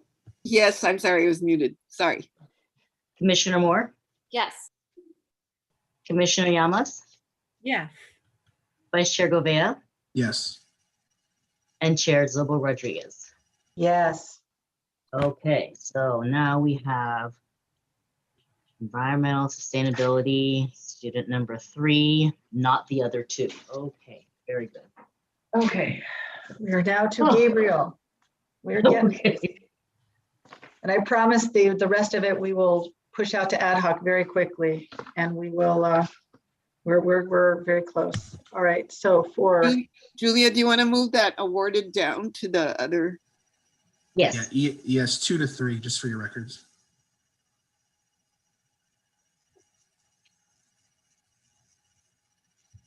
Cool. And then we're at Gabriel. you're at Okay, Gabriel. so this is fine, right? All of these numbers. Yeah.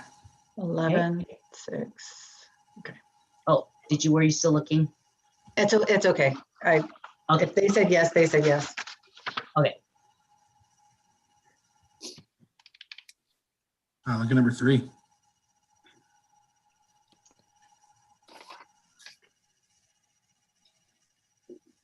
So should we shoot for Angel, are we doing the 5 and then 250 for this? There's okay, for this one right now, there is $250 from California Latino Water Coalition. There is $250 in unused funds because a student last year did not cash a check and it's been voided. So that's 500. I will use $500 of my stipend to bring that up to 1,000. And we can decide as we're voting how far we want to go, because now we've awarded other people. And if we start swimming around somebody past the $500 one on this one, Julia, just start, throwing hands up so that we don't re-award them. As we're going. I need to double check the list for Gabriel Fernandez, and I just need to stop sharing and print the list. Okay, So that's fine. You want to? We can start talking.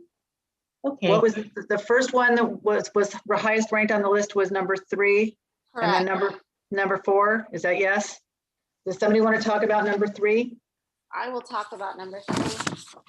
I tend to be a very critical scorer, and I very rarely give perfect scores to anything.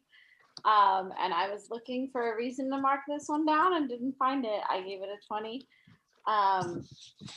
It was a very interesting essay about, so the student is Bangladeshi and Bengali, sorry. The student is Bengali and talking about how basically because the prompt that they chose was we each have a tradition, describes the importance of a tradition, and was, you know, kind of talking about how they could talk about Bengali traditions, but instead they're like, actually, my favorite tradition is watching documentaries with my family, and wrote a really great essay about watching documentaries and included that one of the documentaries was the trials of Gabriel Fernandez. Really tied everything together, explained why they love it, about learning and growing together, and I like it a lot. So I would like to very firmly advocate that it be a winner. It seems like it qualifies for the $500 winner as well, because the other commissioner felt the same way. And I agree with Commissioner Moore. Everything that she said, I've written down here. So I highly recommend this essay. Okay, so the number 3 is a 500. Yeah. Nope. You have Nope. to skip number 3. You may not award number 3. Yeah, let's get Person was already awarded. Okay. Was that person already awarded $500? Mm-hmm. Oh, well, then Okay. that makes it easier. Okay, what's the next one?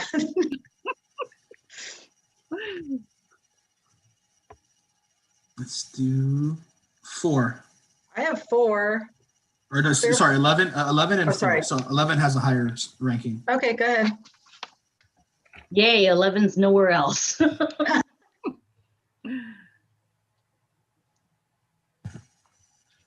do not have 11.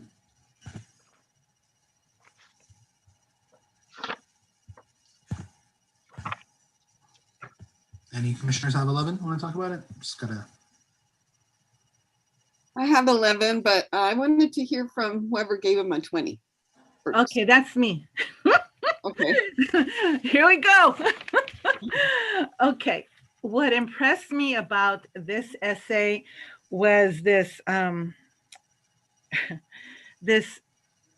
person who wanted to take on the world. You know, she's talking about how she's participating in the MICPA Challenge California Rapid Response Team. And so she's understanding what's going on in the world. And the biggest is the leadership that she has, or the moral obligation she has as a young leader to give her perspective. So that way the politicians who are working on the issues understand that, hey, there are issues here that you really need to look at. And there's issues that affect people of color. And when she's talking about the issues that affect people of color, she was talking about how these historically, they haven't been represented. Historically, they've had poor experiences, and how we need, or people need, to become educated so that way they can educate the politicians. And yes, it was passionate. I remember being young and passionate about different issues. And Olivia, you're another person who was very passionate about issues. That's the word for today. So when I read it, I felt it. This is, like David was saying, this is like one of those heart pieces. And yes, when she gets through life, she will see, okay, you know, there's some things that there's going to be block walls that she's going to be facing. But with what her goals are and her visions to help educate our politicians and our leaders, that's going to get her places. So that's why. And then too, you know, there was her paragraph right in it, you know. Yes, okay. But once again, I feel that this one was very, very worthy of recognition. This is number 11 still? Number 11. Okay. Yeah, so I agree with what Commissioner Yama said. And also, the writer's awareness of their passion. She talks about that. She said, I'm going to take my enthusiasm on to college. I'm going to be one of the leaders that is missing in today's policymaking body. So, you know, it was kind of like she's looking kind of critical of the politicians right now, and that something within her feels that she can do a better job because of her enthusiasm, advocacy for people that, you know, are not being heard in the system because of the way the system functions, basically. And it was well written. It's good to say. It's deserving of 500. I say so. What do you think, Olivia? Miss Santa? Oh. Robledo. Commissioner Robledo. Okay, I guess I do have a reservation. Is it 500 that it was good, but I don't think it was as good as, you know, the one that had 40, you know. Oh yeah, I can see what you're saying. Yeah. Once again, I think this is just ties to my heartstrings, to knowing to number 4 though, because number 40 we are not giving any money to. Yeah, so I'd like to hear number 4's comments. Okay. Who else had number 4?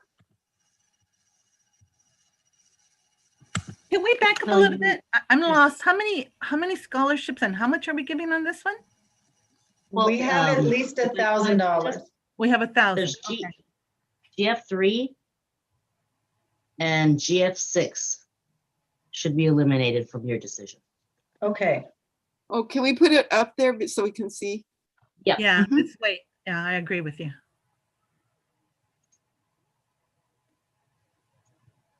I liked GF4. I gave it 17. I probably should have given a higher score. It was I gave it 19 and it was my number 1. I think it's the mental health prompt, and I think it's interesting to see a 12th grader who understands taking breaks in order to maximize their mental wellness.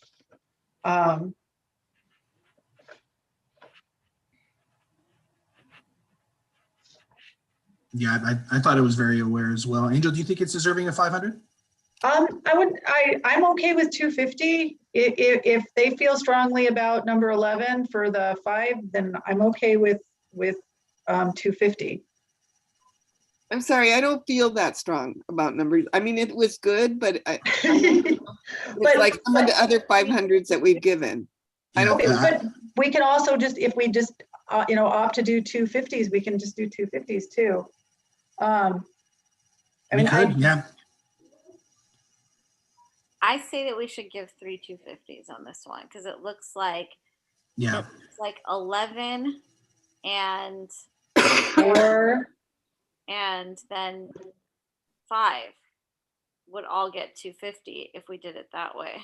Yeah. I think that sounds good. Yeah. Okay. Like that? Yeah. All right. Then I would donate, I would only have to donate 250 for that one.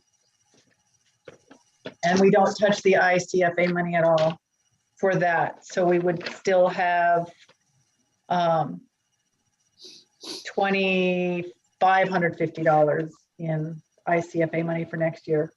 I like that number. It's good. Okay. And it rolls over, right? Yeah. This all rolls over. This is all, it just has to be 500 or less with no repeats. And that's the 500 or less and no repeats has become our mantra for all the scholarships. We're not going to pick and choose which ones can repeat. The no repeat is tough. It is very tough because some of the kids do apply to all of them. We had one last year that did that too, and it became a theme, which I appreciate the industrialness. Mm-hmm. Me too. All right. You want to close this off, Angel? Yeah, let me try to do this. All right. For Gabriel Fernandez, we are going to award essays number 11, 4, and 5, $250 each, using the $250 California Latino Water Coalition donation, $250 in unused funds, and $250 from my stipends that are sitting there doing nothing. And what else do I need to say? Is that it? Yeah. All right, I move. It has been so moved. I'll second. Okay. So we have Commissioner Robledo, Yes. Commissioner Moore, Yes. and Commissioner Yamas, Yeah. Vice Chair Govea, Yes. and Chair Zobel Rodriguez. Yes.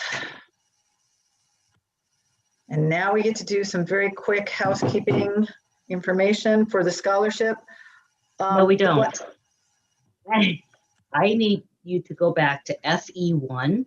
Okay, There were 2 submitted, and both of them are repeats. oh no. So now there's nothing for FE1. No other submissions.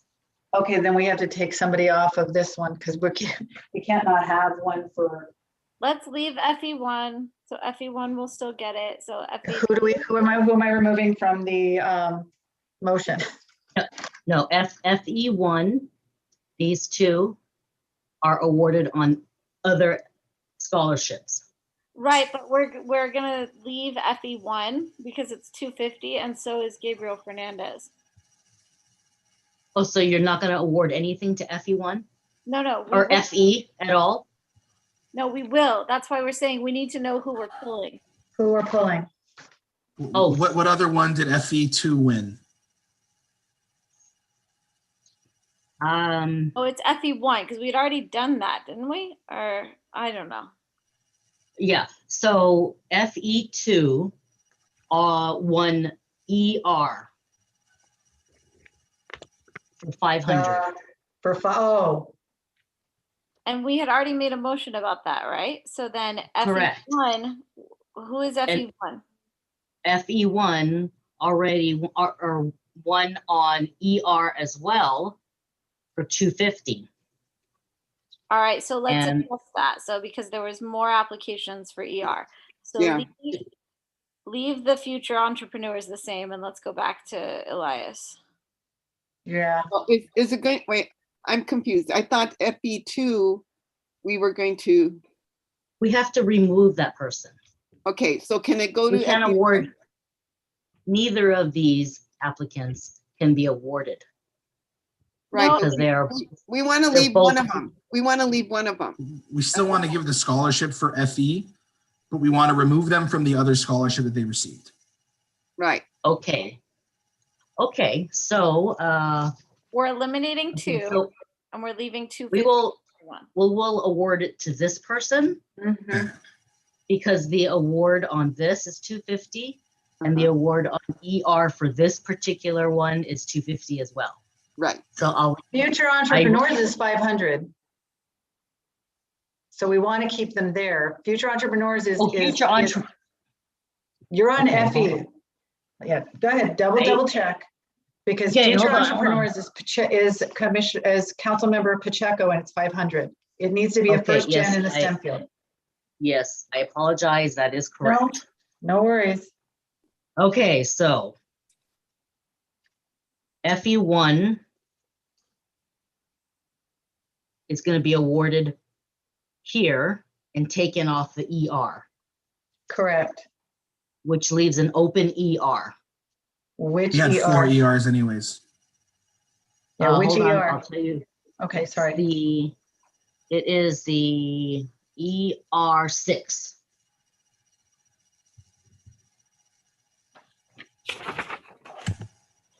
If you can click over on your screen, Julia, it's ER6, so we can see. Whenever you get a chance, I know you're doing a lot right now. There you go. Oh, no. They're exact. The amount is exactly the same. We can still remove them from here. We can still because- remove it from there and then maybe we just award a 250 and then that's more money that we're holding on. Okay, so But let's see, for- unless we want to award, we agreed that 9 and 4 were both worthy of 250.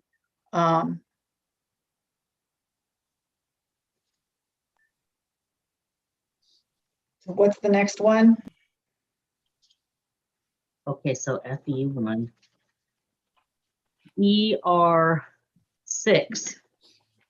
Do you want to eliminate that or cut it or split that to somebody else?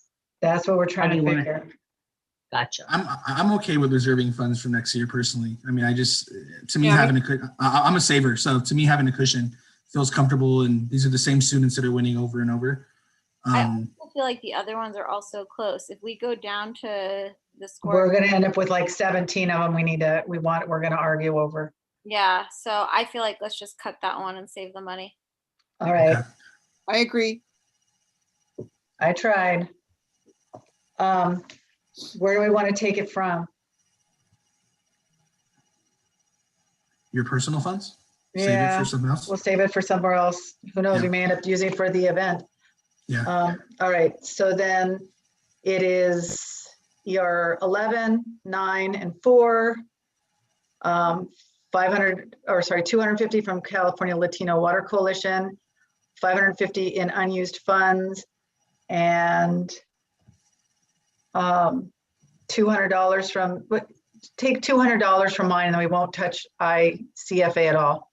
Is that a motion? So, That sounds- yeah, it needs to be motioned. So we are going to award Elias Rodriguez number 11 for $500, ER 9 and 4 for $250 each, using $250 donation from California Latino Water Coalition, $550 in unused funds, and $200 from my stipend to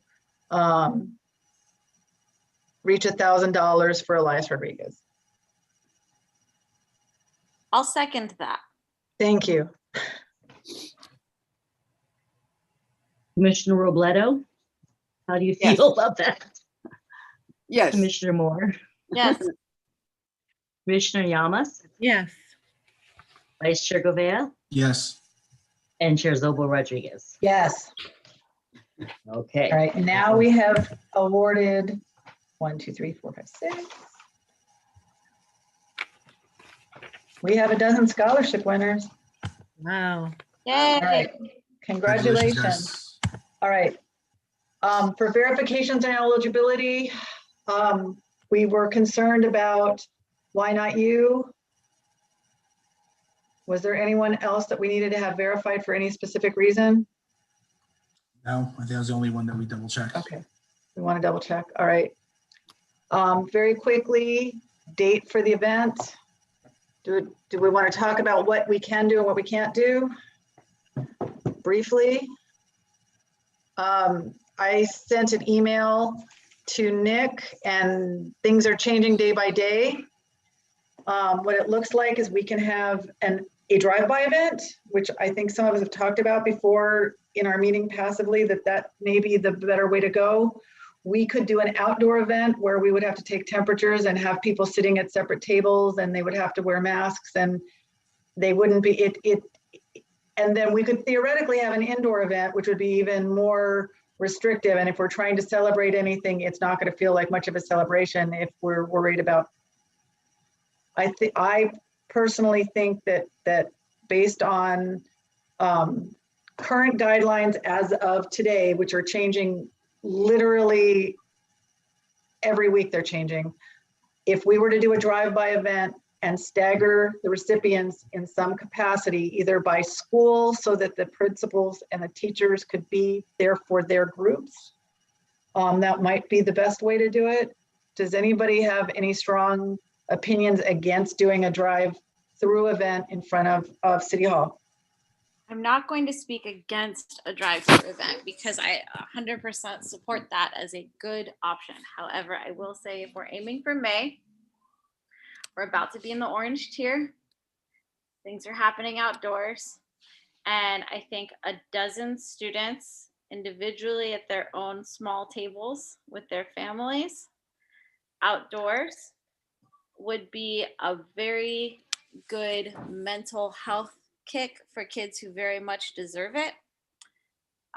So I would also support an outdoor event the way that you just described it, with taking temperatures and all of that, because I think a lot of things are happening outdoors anyway, and the risk of spread in a situation like that is fairly low. So I would support something like that, especially because it sounds like most of the schools are going to end up still doing drive-through graduations, and to make this something a little bit more special because they deserve it, I feel like would be okay too.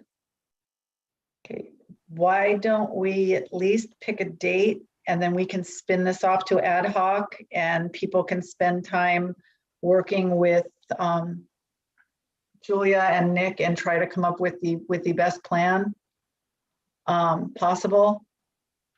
Nicole, do you feel comfortable working? Okay. I'm not on the ad hoc though. It's you and David, right? For scholarships, but for the scholarship event, we can choose different people for that ad hoc. Does anybody else want to be on the scholarship event ad hoc? Happy to do it if nobody else wants to. Well, I will do. I don't want to jump in. I'm okay with anything that's outside. I am concerned that some of the parents may not be vaccinated at that point, and that the students very well may not be. No, actually, most of them will be eligible by then.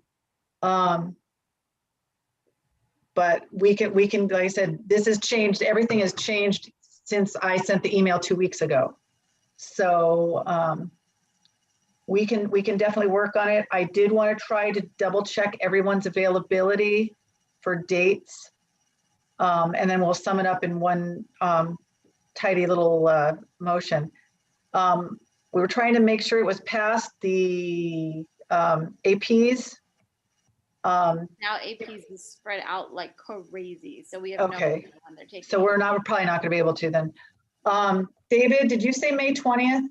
I can say May 20th. Yeah, that was the best date based on the type of AP courses I know that are offered in our community. Plus, if we did it in the evening, it wouldn't necessarily interfere with the Friday testing, just because the Friday testing is going to be so rare. So, and it aligns similar to what we've done before. So I would suggest May 20th. Let's have that as a soft date. And then. There's no other city meetings that day either, right? No, it's a Thursday. Yeah. Okay, and then the only other thing that I know is that we will need to talk to Julie to do the city awards that go with the checks. We will need to talk to finance to get the checks. I will reach out to Rosemary at Kelly's office to do the school board proclamations that they do, that we can present to them as well. We're going to need to figure out our guests in terms of requesting the mayor, council member Pacheco, if he's available, Republic. We need to contact Joel Fajardo, and we also need to reach out to Gabriel's family and Elias's family if they're available, if that makes sense. Is there anybody else that I'm not thinking about right now that I've missed? So let's back up. Is the date good with everybody else then? Is the 20th good? If we start with that. I just want, the date is fine. And so when you finish with the date, I just want to voice some concern. Okay. Does May 20th as the potential date, and then if we have to, we'll come back if that doesn't work? That works. Okay. All right, Olivia, go ahead. Yeah, so my concern is, one of the highlights that I remember at the park was picture taking. Picture taking with the mayor, picture taking with committee, so forth. But I'm kind of doubting that people will feel comfortable with that, not knowing if everyone is vaccinated or not vaccinated. We won't know that. We won't have that information. So, and then the other thing is having the 12 tables. I mean, is there staff that would help us set that up? Because what I remember at the park was, Cynthia and Elena running around with some of the stuff. But I mean, It Right. took all of us to just do the bare minimum. So I can't even imagine us moving tables outside, or I have no Right, idea. into what amounts to probably being a parking lot. It is definitely, that is definitely one of my concerns is The the manpower. logistics of, is the manpower and the logistics. I still think we will probably circle back to some kind of a drive-up event. And I don't know whether people will want to take pictures or not, but I do think that by that point, you know, socially distanced pictures, we've given awards at schools that have been, even before the vaccine, we awarded teacher spotlight at the school and stood very far apart and then ran around. Nobody's going to be required to come to it. I would like to do something. One of the other things is that we're obviously, we can't, if we serve food, we have to hand them like prepackaged lunches. So I'm leaning away from food and thinking more along the lines of a college survival kit. And Cynthia gave me some fantastic ideas before she left and what she wants to include in what she thought would be good in a kit, but things like snacks and fuzzy socks and pencils and, you know, just basically a survival kit that we could provide to each graduate, to each scholarship recipient. And, you know, basically stuff that's almost from the dollar store, but in a way that we could provide enough stuff. You know, I don't want to hold everybody up too much later. But So if we're good with the date, Olivia, do you Oh, want to be on can the? I'm sorry. I'm going to have to interrupt you. I'm so sorry. Go ahead. I was just looking at a couple of calendars and I can't do the 20th. I won't be back in town until the 21st. So I'm sorry. It doesn't work for Okay. me. I know I'm slow. Sorry. Yeah. Were we all Okay. planning to be there anyways? I mean, can we have this date, keep it pencil the 20th, and then maybe choose a couple other days around that? How long are you gone, Susan? What's your? I'll be leaving on the 17th. I'll be back on the 21st. Okay, so that week. And maybe we'll pencil the 20th and we'll have the 13th as backup. Just I know there's a lot of AP exams that are really tough for. The 13th, I'm hosting a workshop with the city. I'm doing an unlicensed driver's workshop with the Transportation Commission. Oh, that sounds exciting. I'm really concerned about getting too much later than that because I know at least two of the schools, their graduations are going to be pretty early because they start school earlier than the rest of the district. Mm-hmm. Well, we can still. I mean, we can still hold it in the 20th. And I mean, not in all events. Not everybody can be there. Yeah. Let's start with the 20th. The 21st isn't going to help, and that's a Friday anyway. Then Monday would be the 24th, which is not a meeting, and it's not Memorial Day. I don't have a calendar in front of me. I'm trying to do this in my head, which is not a good idea right now. Memorial Day is the 31st. My students are taking finals, but I'm pretty good on that day. I'm good that day too. You're good or not good? I'm the good. 24th is fine for me. Like the 24th or like theoretically the 25th, and that would be the latest that we would probably want to go because we're going to get very close. So that's our education, that's our meeting, regular day meeting. Our meeting, yeah. Well, the good news is if we're meeting, we're meeting. So we can always have we will probably have a couple of meetings in between before that anyway. So if we don't actually have our meeting on our meeting, 25th wouldn't be the worst. Let me check with a couple of the high schools or like literally all of the high schools, because what I don't want to do is find out that we've scheduled their award ceremony basically on their award ceremony or their graduation. But let's circle around the 20th and maybe the 24th or 25th. Does that make sense? Sounds good. Makes sense. Okay. All right. Olivia, since you have so much experience doing this, do you want to be on the ad hoc? Um, sure. But I like Angel's idea of the survival kit for the kids. Well, if you guys want to be the ad hoc, then I can basically be the person that puts together the stuff, or we can figure out how to do that without, we can assign that separately. If you guys want to do the shopping for it, that's fine too. If you're, I'm okay bowing out of this just because I'm also working on that unlicensed drivers thing too. Yeah. So And do you have a senior this year too? No, my son's a freshman, but Okay. I'm thinking this is my first actual, because even though I've been on the commission for 2 years, this would be my first actual scholarship ceremony. And you two both really know what you're doing and knew what it looked like prior years. So I think that I'm going to go ahead and make a motion.